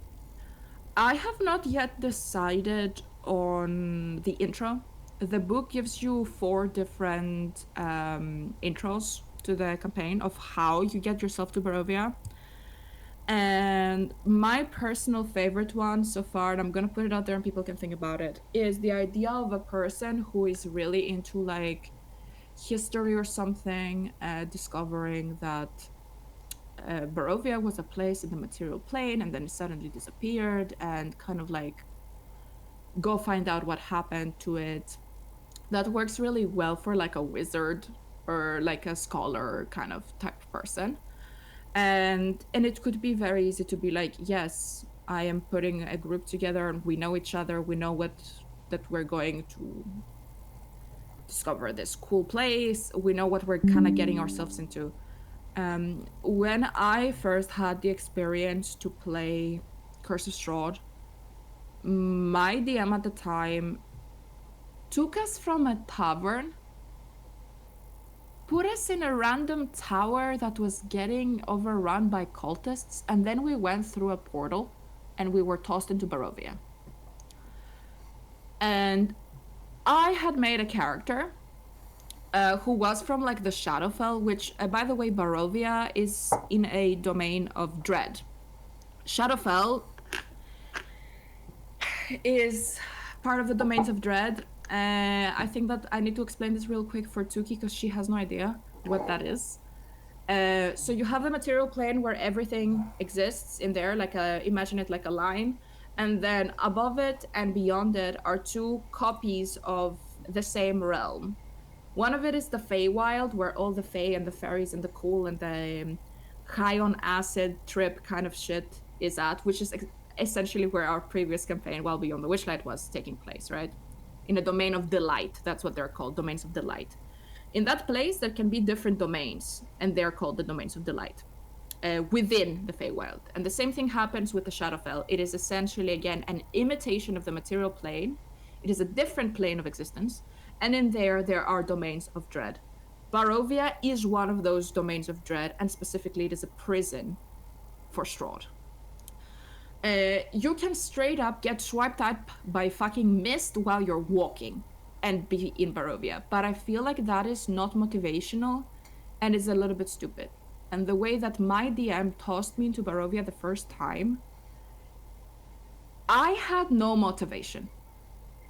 I was not aware that I was going to be trapped in a realm. He did not even use the fact that my character was like originally from the Shadowfell, so this grim and dark and blah blah blah. Like I was playing a Shadowkai, that this grim and dark thing. It to me it feels like home because my character grew up in this kind of grim and dark and everything is shit. Like my character should have been at ease.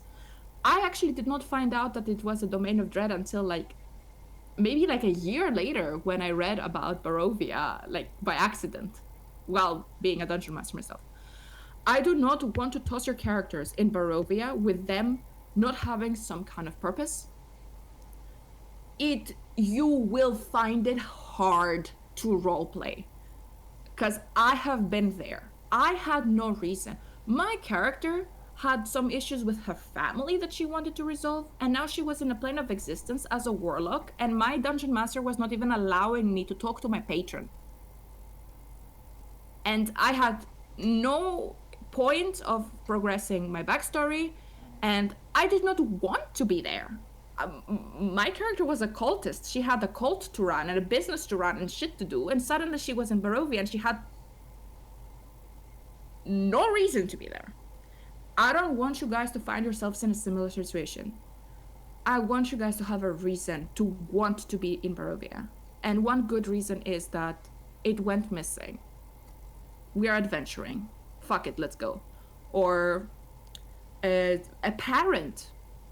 There is a group of individuals called the Vistani that are allowed to exit the realm. Maybe one of you has a parent and you're going there to find your parent and you got some friends to come with, and then maybe you get there and you see shit and you want to help. Somebody got abducted. Like, it could be many things. But I don't mind if the group has a collective goal together or if people have an individual thing they want to do. But you need to have a reason to be in that shithole, or else you will have a really hard time role-playing. That is my disclaimer. And that is specifically why I want you guys to team build together.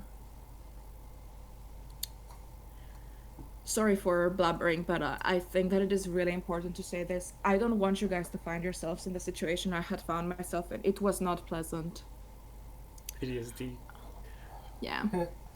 It not PTSD, but it was unpleasant. And, you know, only if at the time my DM had told me that, yo, you're a Shadowkai. You're in the Shadowfell. This place familiar. I'll be like, wait, maybe I have like, are my parents maybe here? Like, wait, what happened? Like, maybe I can figure something out. Maybe I can help my own people. Like, but I never got that. I never got a purpose, and it felt really pointless for me to be in Barovia. Yeah. Anyone wanna add something or ask something? No. Well, we will have to talk all together when Tiki's here. Yeah, you know exactly. What happened? Like we'll. Yeah, but I want to have this. And we'll see what happens with that. Yeah, that's why I also want to put this in the video so she can know exactly why we're meeting, and you also guys know exactly why I am so adamant about you guys having a reason. And I tossed out some ideas, but you guys can come up with something else too. So, spells and tools. Spell selection is important. You must take both damage dealing and utility spells. Don't specialize too narrowly. This is an adventure more suited for experienced players. If you're intermediate, and I love how it says intermediate, which the only intermediate players here are Leon, Toby, and Luki. And MJ is in the beginner category, and Tuki is in the tiny little baby category. But yeah, if you're not a experienced player that knows spells forward, backward, really good with how the game works, use good tactics. Think things through and avoid impulsive actions. That is the best advice I can give you. Get some nice spells, touch on different types of magic, get some CC, get some damage, get a little bit of everything. Even necrotic damage. Yes, I know there's a lot of undead. even necrotic damage can be useful. Not everything is undead. Yep. Utilize starting gear wisely. Make sure your adventuring gear is varied, and tools for dealing with undead are especially important, like holy water, torches, as well as wooden stakes. Yep.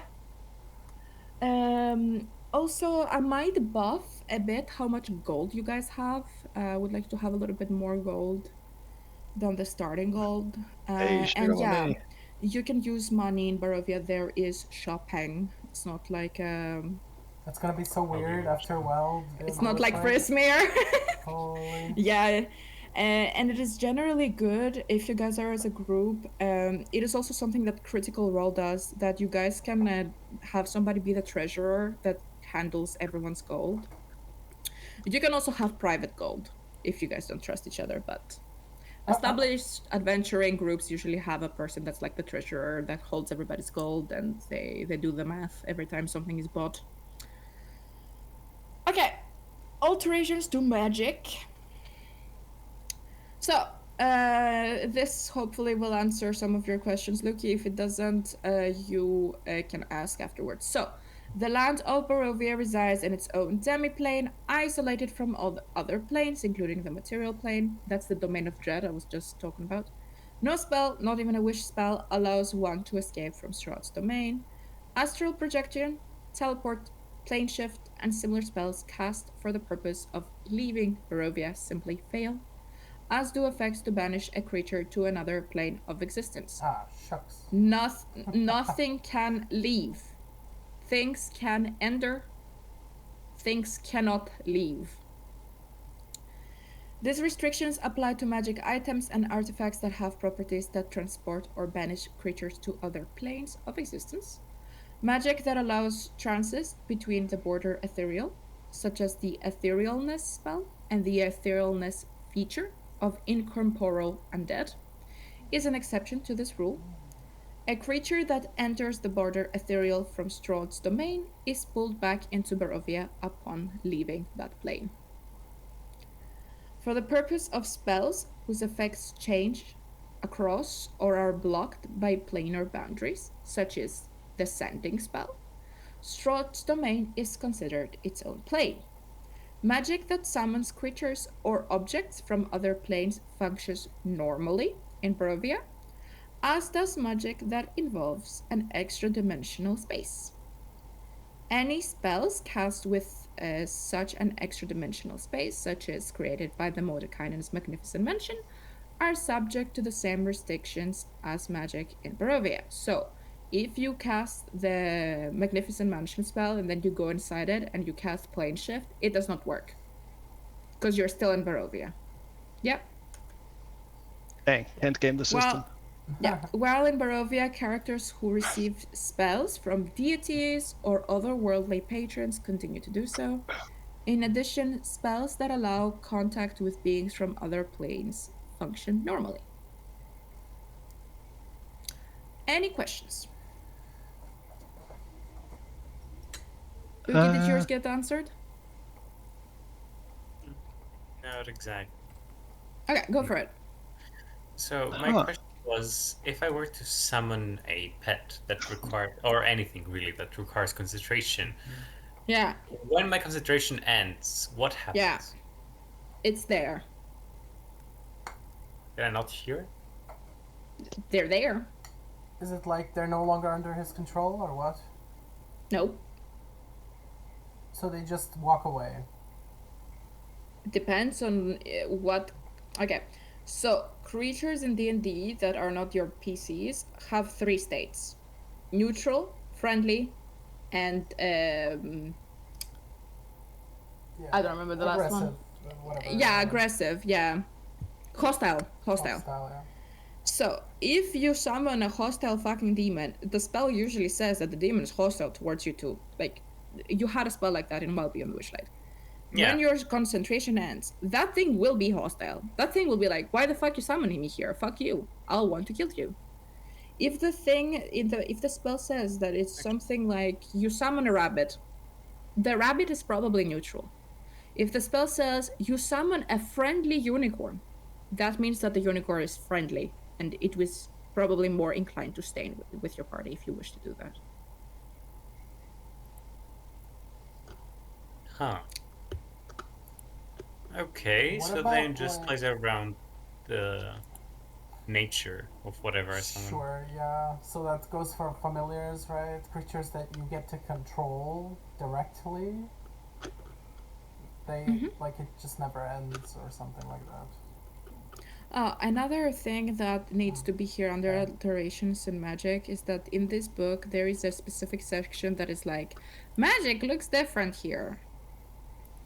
A lot of spells have, more particularly speaking, cosmetic changes. Like, mage hand looks like a skeletal hand, and if you summon a horse, like paladins I think have a spell to summon a horse, that horse is skeletal. The knock spell, instead of a bell spell, a bell sound, you hear someone screaming. So the spells have these creepy and weird alterations. Like if you summon a familiar in Barovia, it will most likely be something that looks dead, rotten, is skeletal, like wrong and or dead. Yeah. Any other questions about magic stuff? Don't think so. No, I think I'm good. Okay, if something comes up, just text me. Yeah? Okay. Perfect. Okay, here's the fun part. Character inspiration. Wait, Ray, I'm so sorry. Can you go back on that? I'm actually gonna take a screenshot of that just so It is in the chat. It's in the chat. Oh, great. Okay. It's the little thing I copied from the book that I sent you guys. Okay. It is... Where is it? So we can pin it. Oh, alterations to magic. I found it. Yeah. Okay. Yeah, exactly. Perfect. Okay. So, character inspiration. So this is the fun stuff. We will brush over this, and then next time we come in and we do the cool magic shit. Take advantage of the gothic horror themes of the campaign. If there is a time, and I repeat, if there is a time to play a gothic or edgy character, now is the time. Pull out capes, feathers, dark clothes, cool knives, brooding looks, long hair, fucking dark eyeliner, red lipstick. It's the time. It's the time to look fucking hot and goth, okay? And edgy. Think Kane from League of Legends. Right. Be an edgelord. Have a sword that talks, okay? Be cool. Even better, have a sword that talks and wants to corrupt you. No, that's too much. Also, that exists. Well, never there mind. is some. Here is some inspiration of what a Curse of Strahd may look like. So we have maybe like a paladin or a rogue. Hot, I know. You feel absolutely fucking free to take these pictures or ask me for the name for Pinterest for this creator. He has more pictures. We have a druid. Holy shit. We have a wizard, warlock, sorcerer. And we have a rogue. Or maybe a bard with... bards also use daggers.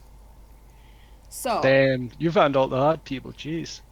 I think it's the time to look cool, hot, and dark. This is the time. I want you guys to come in with the coolest fucking set of adventurers ever fucking seen in human history. If it is a time to be a cool, hot, smart, amazing, and awesome character, and now is the fucking time. Go all out with how you look. Also, someone please pick one of these pictures. I would scream. I want to play all of these characters. And there's more on all of the slides. There's more.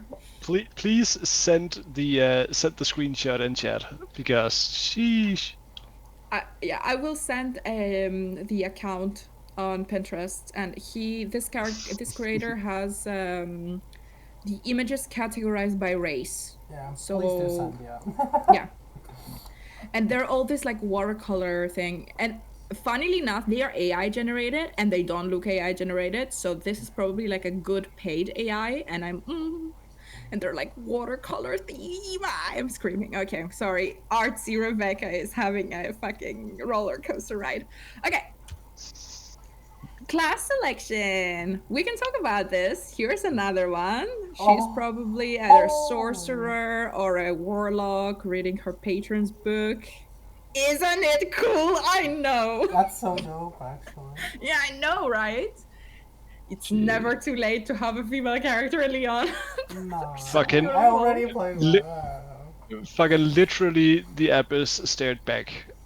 Like, that's what happened in She could their also be a eyes. paladin that enjoys reading. Oh my god. Oh, right. Well, there's my inspiration. So, a balanced party. I sent this already. The classic D&D party consists of a cleric, fighter, rogue, wizard. Those 4 classes have the longest history in the game, but more importantly, they bring a balanced mix of capabilities to adventurers. You're welcome to use the party setup or modify it using these guidelines. We have cleric can be replaced with a bard or a druid. Now, we have a cleric.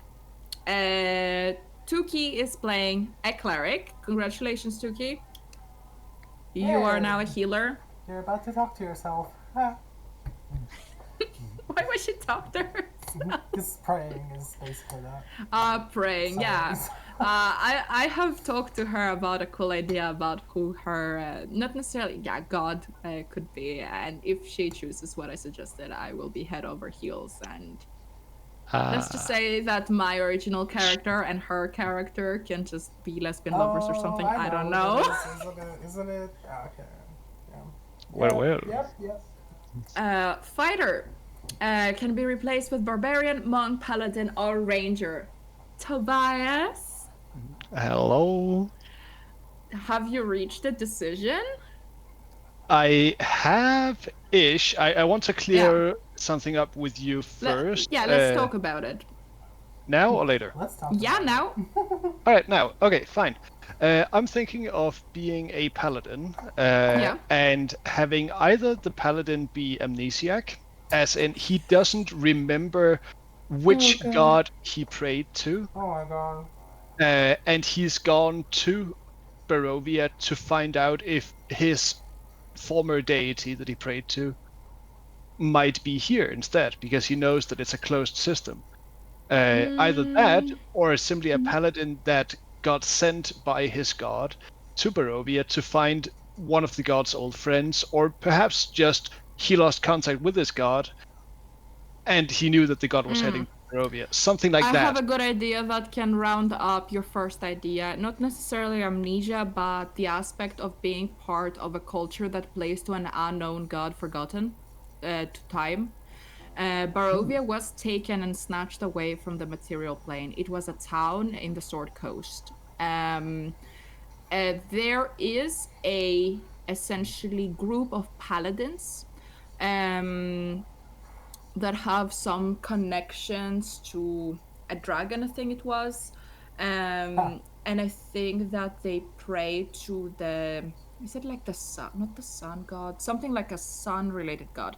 There's 2 gods primarily prayed upon in Barovia, I think it's the sun lord or god, and there is like the night mother, and both of these gods have essentially abandoned the place, so people still pray to them, but they are not answering their prayers. There is still churches, there are still clerics and stuff, and there are still paladins. But maybe your character was part of this like religion per se. Cult. No, it's religion. It's not a cult. It is actual gods. And when Barovia got snatched away from the material plane like 400 years ago, like your family, maybe the memories associated with Barovian existence got wiped out by the powers that snatched it from the material plane to make it a domain of dread. And for generations you guys have been praying to this like unknown god, and your character could easily like stumble upon a book and be like, oh my god, that's where we came from. Went. That's where my history is connected. I would like to go see and like restore the religion and help people. And the sun god, he is all about protection and healing and protection from undead and fuck vampires and sanctuary and like good magic and good people. Like, so this could be something that can work for you. So basically, we know that our family has prayed to the same god in generations, but we know that like, something happened, and now we have forgotten it. Yeah. And we finally found a clue, and therefore I'm sent to figure out more, and if possible, then bring news back. It could also be a group of like 5 people that got to know each other because you guys were all digging information on the same topic. And suddenly you guys got together. You were digging for so long, you became like friends, you became a group. And then you were like, you know what? We have enough information. We found out where we need to go dig. We found out where we need to go. And then suddenly you're all brought in Barovia. Each one of you has the same goal, but what brought you together is that you need to get some shit done here. You have a reason to be here. That is like another like good thing, because then you have time to know each other in the material plane. You have time to establish a relationship with one another. But before it's not getting thrown into hell. Yeah, but then people can also have their private like desires. You know? Okay. So we have a tank. Thank you very much. Rogue can be replaced with Bard and Ranger. MJ. Hello. Hello. You are our Bard, and we have a Druid and a Bard for the cleric thing. So we don't have a Rogue. Now, what Bards, Rogues, and Ranger have in common is that they can be dexterity based. Bards are charisma casters, but I would strongly recommend to you getting a bit of a high dexterity so you're able to stealth for the group if you need to stealth. Okay. Yeah, and maybe if you have the option to get thieves tools, so you can be our unlock door, can unlock door. Like, you know, good with your hands, like quick, like so like an off-brand rogue. Yeah, not an off-brand rogue, but a bard that as a second specialization skill, you're dexterous. Also dexterity, a lot of bard players take because it is really useful for your performances, because you can do like tricks and jump off of tables and do cool crap like that. So usually when you're building a bard, your second highest ability is dexterity. After charisma, of course. Charisma should be your highest because your charisma and your performance as well scales with that. Yeah. But I strongly recommend you put a little bit of love in your dexterity because the party does not have a stealthy character. Clerics have heavy armor that gives them disadvantage on stealth. Paladins, same shit. And then Luki and Leon are playing glass cannons that are probably not good at being stealthy. We need to have this aspect of stealth. Glass cannon? I can turn into a fucking rat. I get more temporary 2 points. In 2025, you are a glass cannon. Yeah, honestly, yeah, Luki can help stealth in different ways and spy as an animal, but it is always good to have somebody that can actually physically be stealthy, and more importantly, be able to unlock some doors. So keep that in mind. It's not a necessity. It's just thieves tools. Yeah, it's a suggestion, but it would be the best for the group. Wizard. So, as you can see right here, Bard and our Sorcerer, you are our main damage dealers. So it is also your job to be doing cool stuff. Paladin. Paladin is a tank with divine smite. But I get your point. I get your point. A lot of single target damage? Hell yeah, Paladin. Yeah. But spellcasters, you guys are really good with AoE, you're really good with CC, you're really good at keeping people in place, crowd control, and that is also our druid. Though the druid can be played in many ways, and Luki can decide what way he can play, but you can't really play a stealthy druid unless you're turning into a rat, sure. But some classic stealth is always really good to have in a party, and sadly people with like really heavy armor cannot do that. So Tuki and Tobias are out of commission for being the stealthy people. Hey, I can be the diversion. Yeah, you could just sit there and just clang your armor. Yeah, while just MJ and Luki like MJ just being stealthy. Oh, for sure, just throw the rat. Dude, you just started hyperventilating. But yeah, basically, like I'm just like, hey guys, what's going on? But yeah, also like stealth on a bard is stealth on a bard is really good to get in position to make a distraction without being noticed, like, and then be in position to have a distraction away from the party to like do a performance for somebody. We need to role play the distraction. Yes. I'd say at times. By the way, have you decided if you want to play a music-related bard or a dance-related bard? Because this new player's handbook has a dance-focused bard where they do their art is dancing. Oh no! I understand, cool. But I have picked what is it called? A subclass though. Yeah, what college? Lore. Okay, that's good. I like College of Lore. So storytelling. Maybe she is the one that was doing. Maybe she was the one that was doing the research on Barovia in the books. College of Lore, going to a place to write cool new melodies and books and stuff like that. Yeah, that kind of like writes itself there with maybe your backstory could be an idea. I genuinely want to stay alive. I don't know if you've noticed that. It's good. My favorite is College of Glamour because I love myself some psychic damage. I get that we're like they're dead. Yeah, I know. Want the shit. Okay. Ability scores. You guys can do this on your own as long as you promise me to not cheat. I mean, not cheating. Won't we be doing the character thing next time? We can just roll all together. Yeah, we can do that next time, but you can also do it if you want to be hasty like Luki and come up with the character already ready in session 0.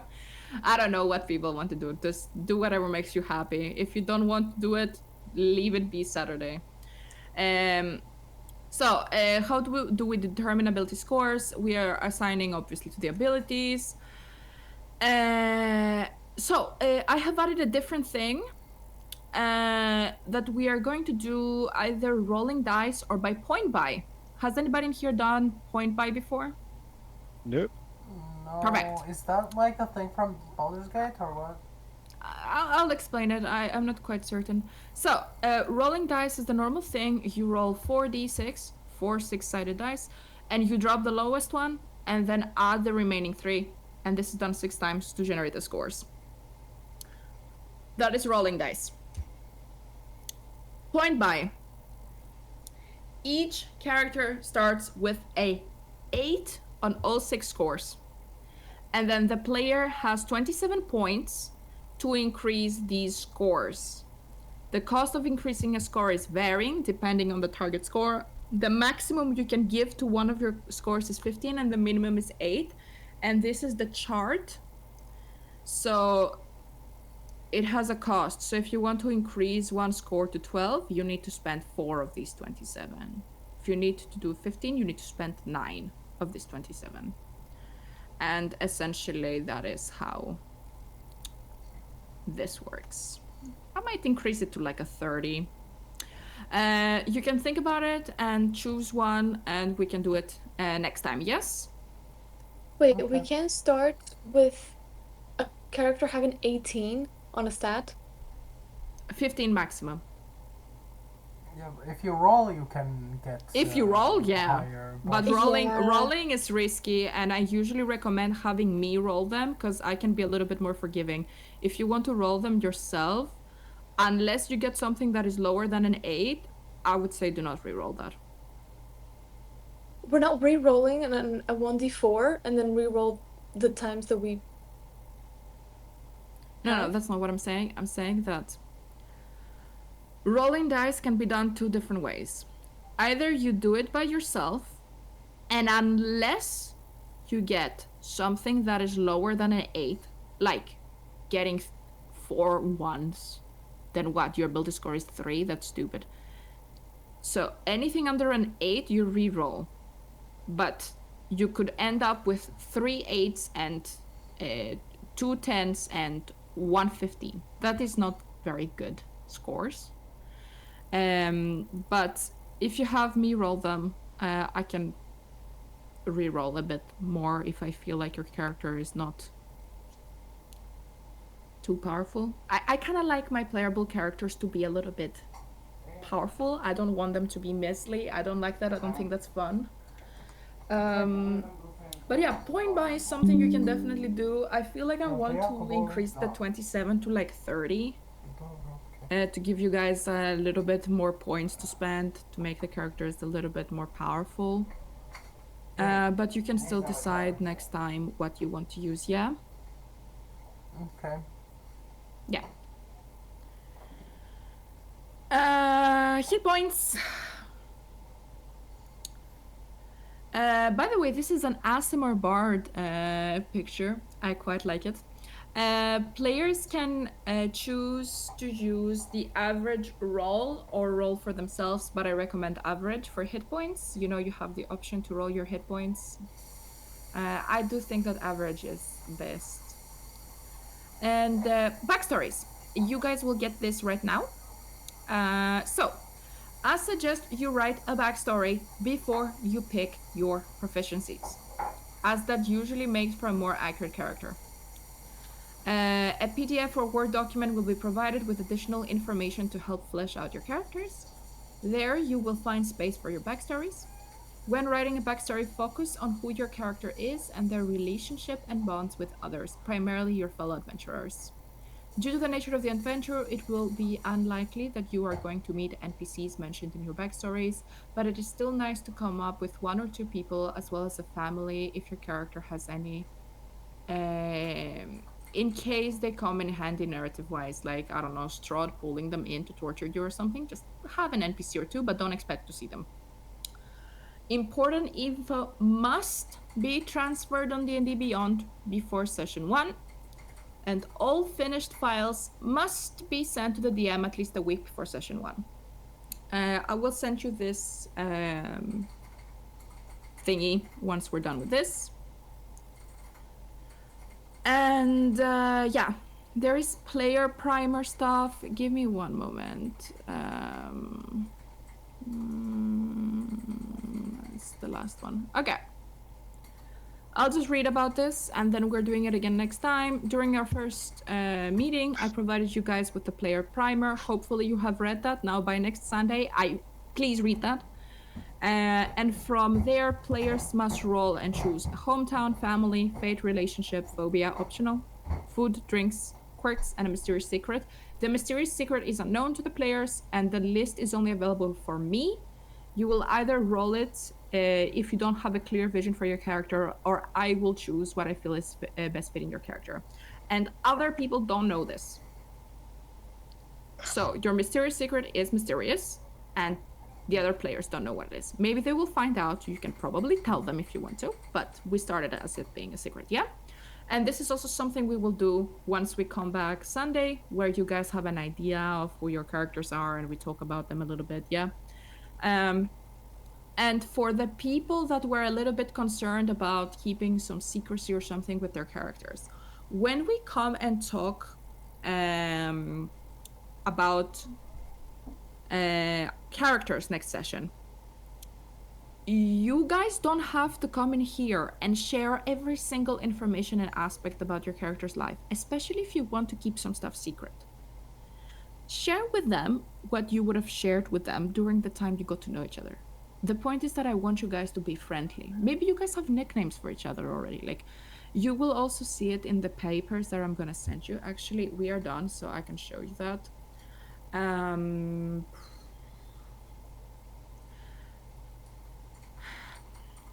You don't have to give all the information out. Okay, so this is the paper you guys will receive. Tell me if you prefer PDF or doc. I can just send both. But you have your identity. Anything with an asterisk is optional. So you have your name, reason for name. Maybe you're playing a tiefling, and tieflings get what are they called?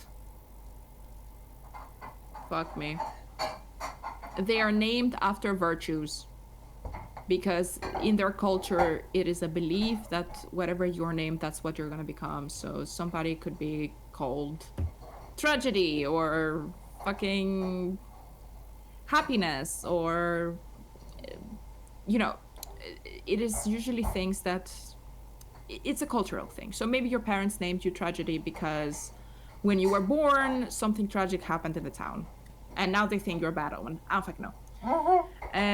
You can have a nickname, an alias if you're part of some kind of group, or a code name, and you can also have a nickname, and you can have a reason, like maybe somebody calls you Speedy because you're really dexterous, or somebody calls you smartass because you have high fucking wisdom. I don't know.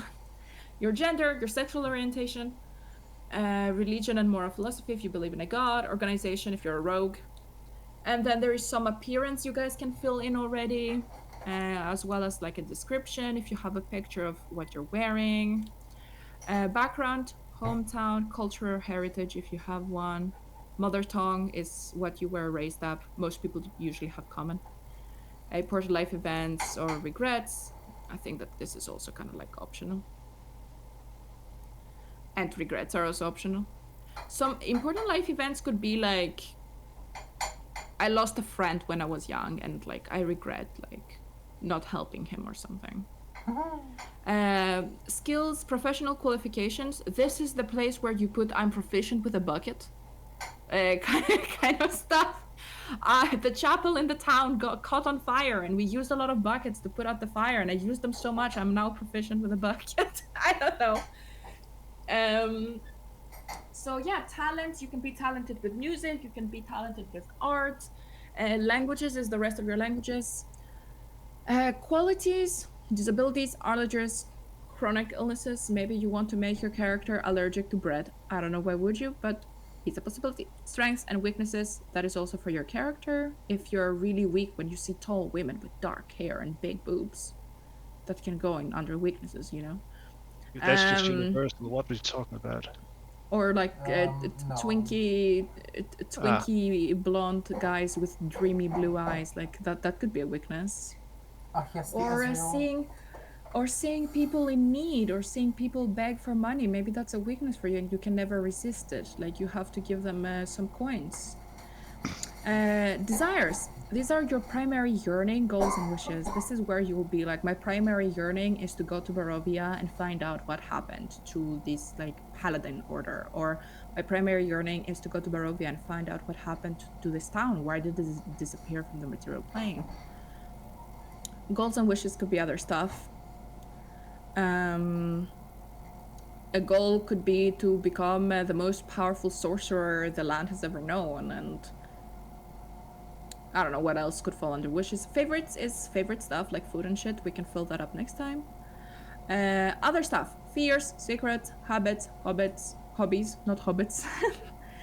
Habits and hobbies could be like, oh, I have a habit that every morning I wake up and I drink a cup of tea, and I just religiously roleplay that every time I take a long rest. Could be something cute like that. There's like a family section, relationship section, and down here you write your backstory. So I have made this paper. Luki has also used it before for making another character, because this thing makes your characters feel like real people who have fears, who have desires, who have a personality, who have a history, who like things and dislike things, who have friends, who have family. And this will bridge this gap of this is an imaginary character to this is a person that I genuinely care about. This is a person that I know. And if there is one thing about role-playing a character, it is that you really need to put yourself in their shoes. If you're playing a character that does not have a mother, right, whose mother died very young, you cannot relate to that if your mother is alive right now. but you need to kind of put yourself in a situation of what would happen to me if I didn't have my mother. Would it be that maybe every time I saw a person that is a mother with a child or a mother figure, that I am more prone to be manipulated by people that are like mother figures, more prone to believe them, more prone to trust them? Every time I see a mother with a child, do I go there and offer them some help to carry her groceries or give them some coin to help them have a better life? Like, certain things about your backstories influence the way your characters behave and make choices in this world. And it is a really important thing about role-playing. If you're having difficulty bringing your characters to life, Genie D has a lot of videos on it. I can maybe send some to you guys, but the example with like the mother is an example of hers, that one of the hardest things in D&D when you're making characters and you want them to feel real and you want them to have this cool story and these cool relationships with one another is that you need to think not as Luki and as Leon and as MJ and as Tobias and as Tuki. You need to think as Lorax the Great. I don't know what you're going to name your characters, or Matilda, the cool ginger elf druid. I don't know. Who never knew happiness in her childhood. So now every time somebody makes a joke, like she's not sure if she should laugh and how that works. Or you need to think a little bit about these people, how they act based on what you write down about them, and always make it something that is comfortable for you to roleplay. Don't give yourself something very hard. Don't give your characters a crap ton of trauma. Also, another thing that I don't know if I went through it in the thing here. I'm pretty sure I wrote it down, but I feel like I didn't read it or write it. It is that I will not accept any characters that are outright antisocial. Yeah, it says. You wrote that somewhere now. Yeah, I so don't want primer maybe. I don't. Yeah, maybe I don't want characters that are antisocial or they are not like brooding and they're sitting in a corner and they don't want to cooperate with anyone. You need to have characters that are easygoing to be combined with others as a group. I understand that playing the brooding, tortured poet rogue that keeps to himself and never shares anything and never talks or talks very little in one word sentences like yes, no, maybe, okay. That is, guys, yeah, it's D&D is social. Like, you need to talk. And we have had players that play characters like that, and it's genuinely difficult. And don't do that. Have some nice, well-rounded people that want to get some shit done, that have some cool drives, and they can help their heads up high, even if they have some underlying trauma that maybe we can work through. This is also a great place to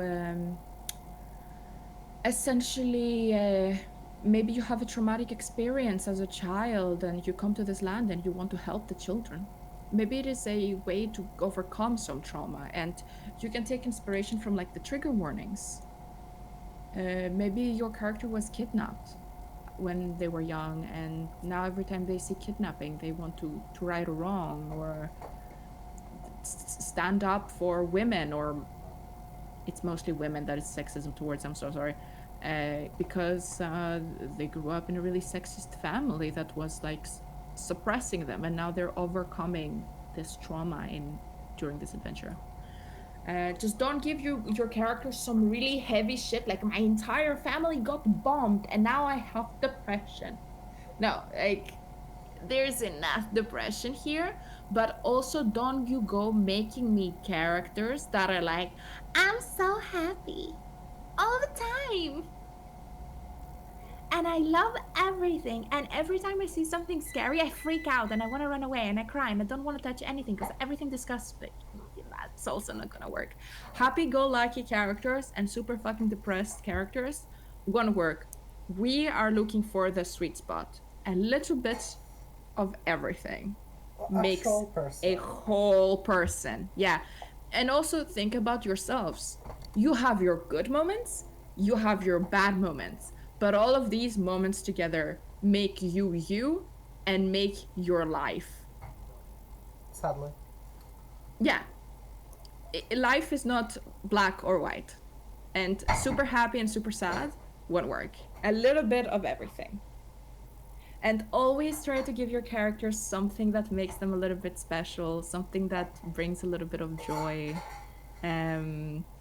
something nice that they can have about them that makes them wholesome. So that being said, and with all the information given, I will quickly would like to talk to you. We'll talk about structure next time. I will quickly talk to you guys about platforms. As another druid with her lynx cat. So Discord will be used for our sessions. Please make sure you are in a space with minimal interruptions and reserve the scheduled time for our sessions. So tell people. D&D Beyond. We will be using D&D Beyond for character sheets and taking advantage of their homebrew feature to make races, backgrounds, subclasses, and other that otherwise are not available for free. Each player has to do their own and make sure they are set on private. I'll get on that in a sec. And Roll20, we'll be using Roll20 as our gaming platform. Make sure you have an account and join the campaign when it's created. So, the D&D Beyond.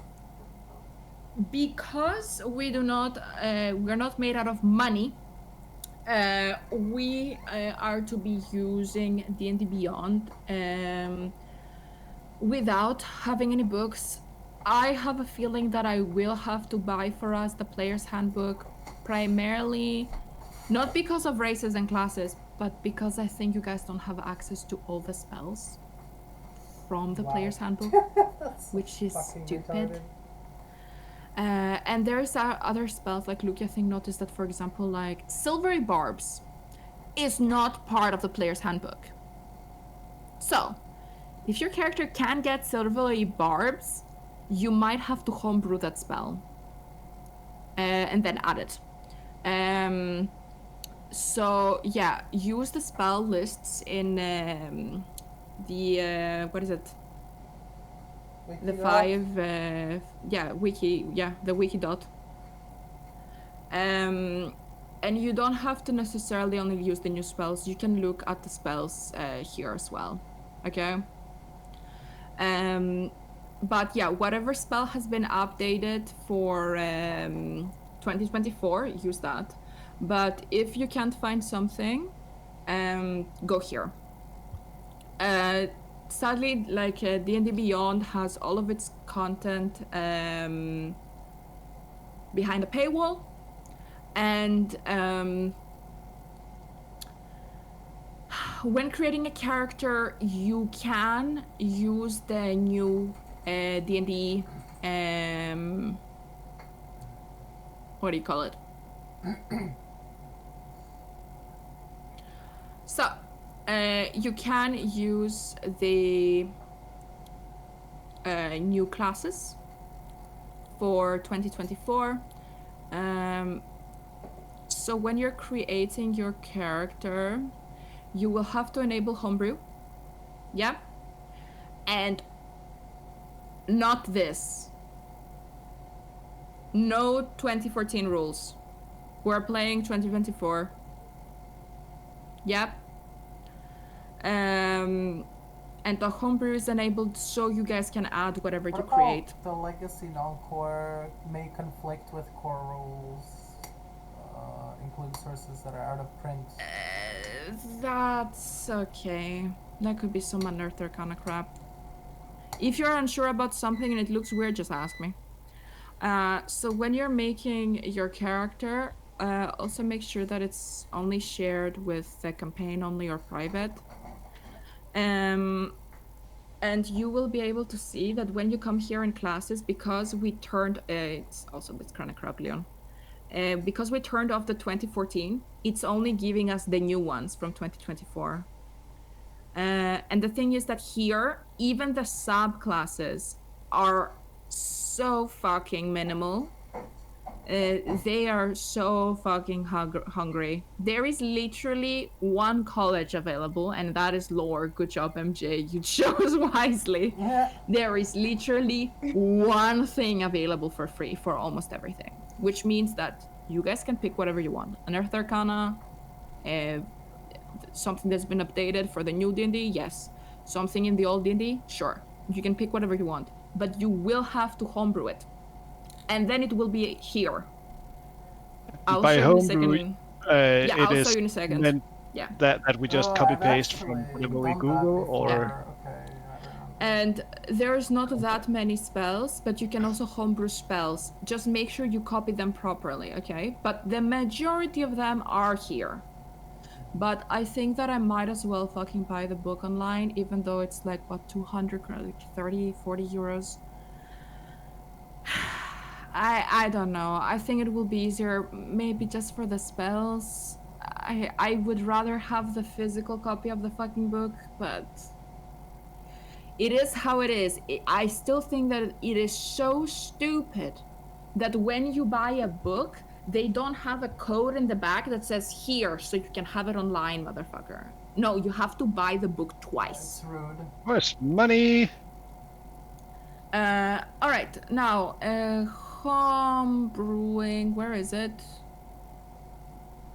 Am I blind? Isn't it collections, actually? I think? And then my homebrew? Yeah. Or is it my homebrew creation collection?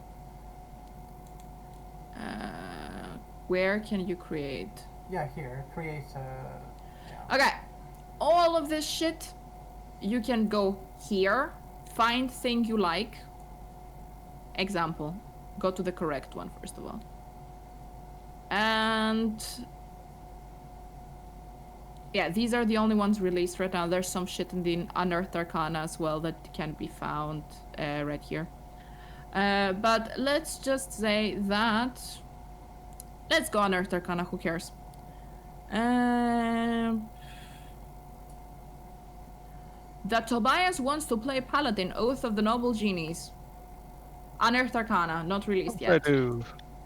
Nice. So you have the info here, and it tells you what you get every level, give you some spells, like crap like that, right? Mm-hmm. And you can absolutely go in here and you can create a subclass, or you can create a background, or you can create feats. There's going to be a lot of feats that don't exist because we do not have the content, and I do not have 400 euros right now in my bank account to just randomly spend on D&D Beyond, because it's expensive. Every book is around 40 to 50 euros for some fucking reason. So, you can create stuff here. Okay? Okay, yeah. And So it's literally just sure create shit and then copy paste. Not copy paste, it will be available to you in the character creator because you have enabled homebrew. Remember when we ticked that thing off? Yeah, but copy paste in the creation thing. Copy paste create something. Exactly. You just make sure that the thing for every level is correct with the text and everything. The only thing, be careful, and the reason, by the way, you can do this is specifically because of the book and not online thing. You can absolutely use shit that you would usually pay for and upload them as homebrew. Make sure it's set to private. If you make it public, they can literally sue you. So always save it as private. This is the way that you can make shit in D&D Beyond when you only have the physical copies. Everybody that has the physical copies and not the online copies does this, by the way. It's not just us.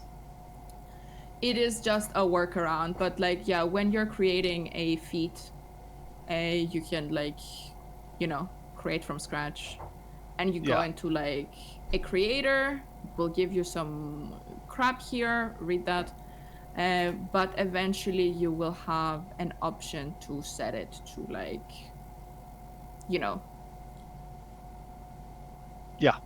private. And it also tells you like what to add in each category, yeah? Yeah. So, yeah. Wait.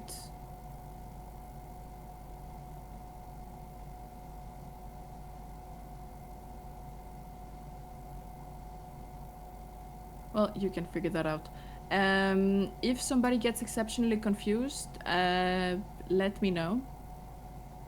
But it should give you directions. I have never used this ever. I've done this a lot when I was trying to make stuff for my Wheel of Time thing. I don't exactly remember everything, but it'll come to me. Yeah, but you can also see it here that like it's saying, yeah, core rules and 2014 are separate. So if you're gonna use to make a subclass, you're not using these because they say legacy. That's the old stuff. You're going here like, oh yeah, I want a subclass for Bard. Great, the updated ones. And you can use like a thing. You might need to go like read the rules or guidance to select a version, but yeah, you essentially are adding stuff here and yeah. Yep, that's how it works. You can also find a video on YouTube. Yeah. Hey. And yeah, we have a month to fix that, so I think we're good. They nerfed Counterspell. I realized that like the other day. They actually nerfed that spell pretty hard. How so? By the way, do we want a Word document or a PDF or? Because you cannot edit PDFs, so it's better to just be Word. I would like Word as well. Yeah, they That's good because Counterspell. I can't use Word. No longer Counterspell spells up to level 3. It's always going to be a save. And then there's another thing that's like makes it like a bit worse than it was, I think, before. Oh right, if you manage to counterspell something, the spell slot is not used for the enemy. Oh, that's fucked. Yeah, and you have to make them roll a save even for a level 1 spell, which you used to just automatically fuck it if it's like up to level 3. They actually make it so hard. Huh. So it's only like what? Realistically, a 25% chance of failure for counterspell? Minimum. I don't know. Because, I mean, it's what you... save, so it depends on like the character and also the level of the spell. The higher level spell you're counter spelling, like the higher DC or whatever. I thought it was a what was that called? Thought it was a spellcast modify save with just like a basic value depending on the level of spell. All right. By the way, just to wrap up at least the recording part, that is all from me. I don't have anything else to give you guys. So give your characters a little bit of thought, and yeah, next Sunday we meet together again at 3:30, and we just cook up some characters and also finish up the ideas you guys have, yeah? And also give your characters stuff using the primer that I've sent you. Okay. Is that all good? I have one, I suppose, request. Yes. What is our homework? Just to recap, what needs to be done on our part? Your homework is ranging from thinking about it to actually actively doing something. But I want you guys to think about what kind of person, maybe a name, maybe a little bit of a story, like maybe who are my parents, who is my family, like stuff that you do not need to do with the group. Like maybe your life up to the moment you met people, you can write about that. You can come up with maybe something they're afraid of. Like you can give your character a little bit of flavor. Just keep it open for creating the group. Yeah? Okay, so the adventuring party. conceptualization of my character and also background story. A little bit, yeah, background. Before meeting the other players, the other PCs. Yeah. Sir. All right. And it can range from you guys writing in the document I sent you to just thinking about it and then filling it in during next session. Though it would be best to write some stuff down, yeah? All right. Okay. And that is all. Damn. Thank you guys so much. It was a long one, but I think we did very good. And now you guys have a little bit of an idea of what we're doing next time. I'll be honest, I am feeling spoiled by how much work you put into this. Like that document took me about 15 hours to make. It was insane. It is the largest presentation I have ever put together in my entire life. And yeah, it was rough, especially like animating stuff, but I wanted it to look pretty for you guys and like to have cool animations and pictures and cool fonts and yeah. Also I had to combine like 6 or 7 different like resources and also my brain. I did it like 3 days ago. So yeah, I'm a bit spent now. I need to go have a vacation for the next month that I have. Well, honestly, I think you might be able to put this shit online and take money for it. Like, make people pay you for it, because it was thorough and it was nice. It looked awesome. Though the artwork maybe, might have to pay royalties. Maybe I'll upload it on Reddit. Maybe. Well, if you guys don't need me for anything else, I will leave you. And yeah, we can hang out to play some games in a bit or do something else. And you guys can also talk with each other about strategy that the DM does not need to hear about. I don't know what else players would like to talk about. And a quick thing is... kind of... yeah, a quick thing is that in the D&D category in the Discord server, there is 2 text channels. I don't know if you guys have noticed. There is the cast text, the one with the ghosts, and then there is the cast player text, the one with the skulls. I don't know if I've described the difference, but the cast text is for everybody, DM included. The cast player text, it is specifically for you guys, and I am not allowed to enter it.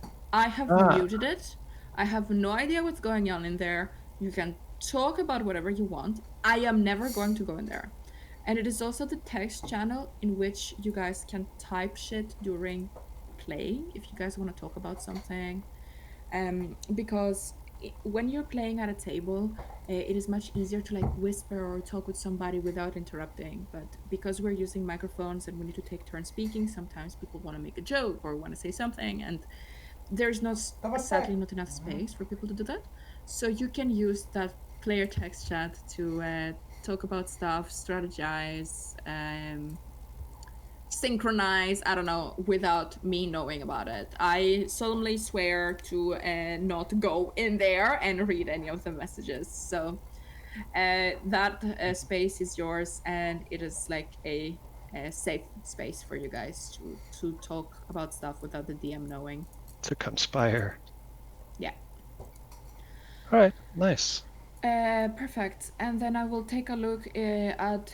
this is a good time to tell me if somebody wants a notes section on the server, if you forgot about that, or just add me and say notes. Yeah, I saw you, Tobias.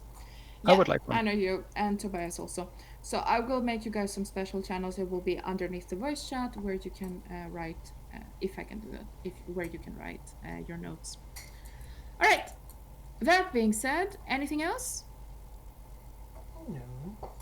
Perfect. Thank you so much for today, and I am so excited. I think that you guys will make an amazing group, and I'm very glad to see what you come up for your characters next time.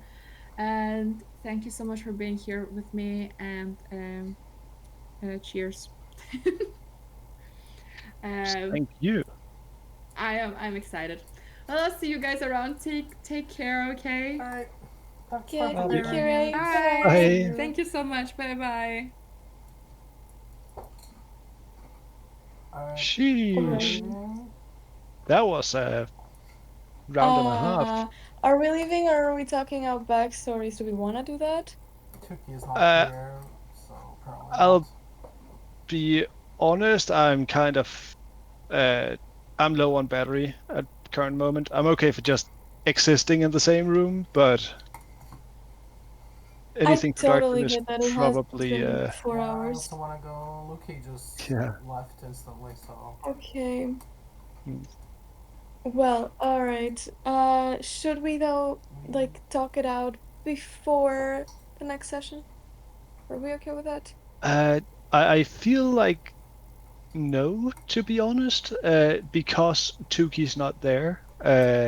And I would like to have Tuki. I'm just calling her Tuki because Ray did it. I don't know if that's her actual name. I'm Anyway, talking on text. I think. I mean, if we can wrangle it like that, then to have her introduction be with us before next time would be nice. Like, I'd be up for that. That said, I don't know how that'll work out. I mean, like, natural stuff. Where the fuck do we all meet up? And why do we know each other? How? Minimal shit. We don't want to plan out everything. I'm just saying that if Ray wants us to be a group, then we should act like it when we reach there. We should have an idea of what we want. I feel that's pretty easy to do over text. If Tuki can text with us, then we can do text a little bit. If Tuki's up for it, then I would be up for having a call one of the days before next session.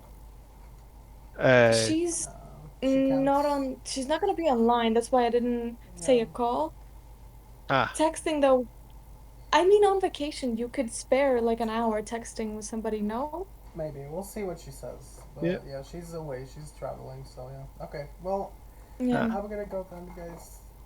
See you. All right. Okay. Have a nice day, guys. See you next time. Bye-bye. Bye. Bye.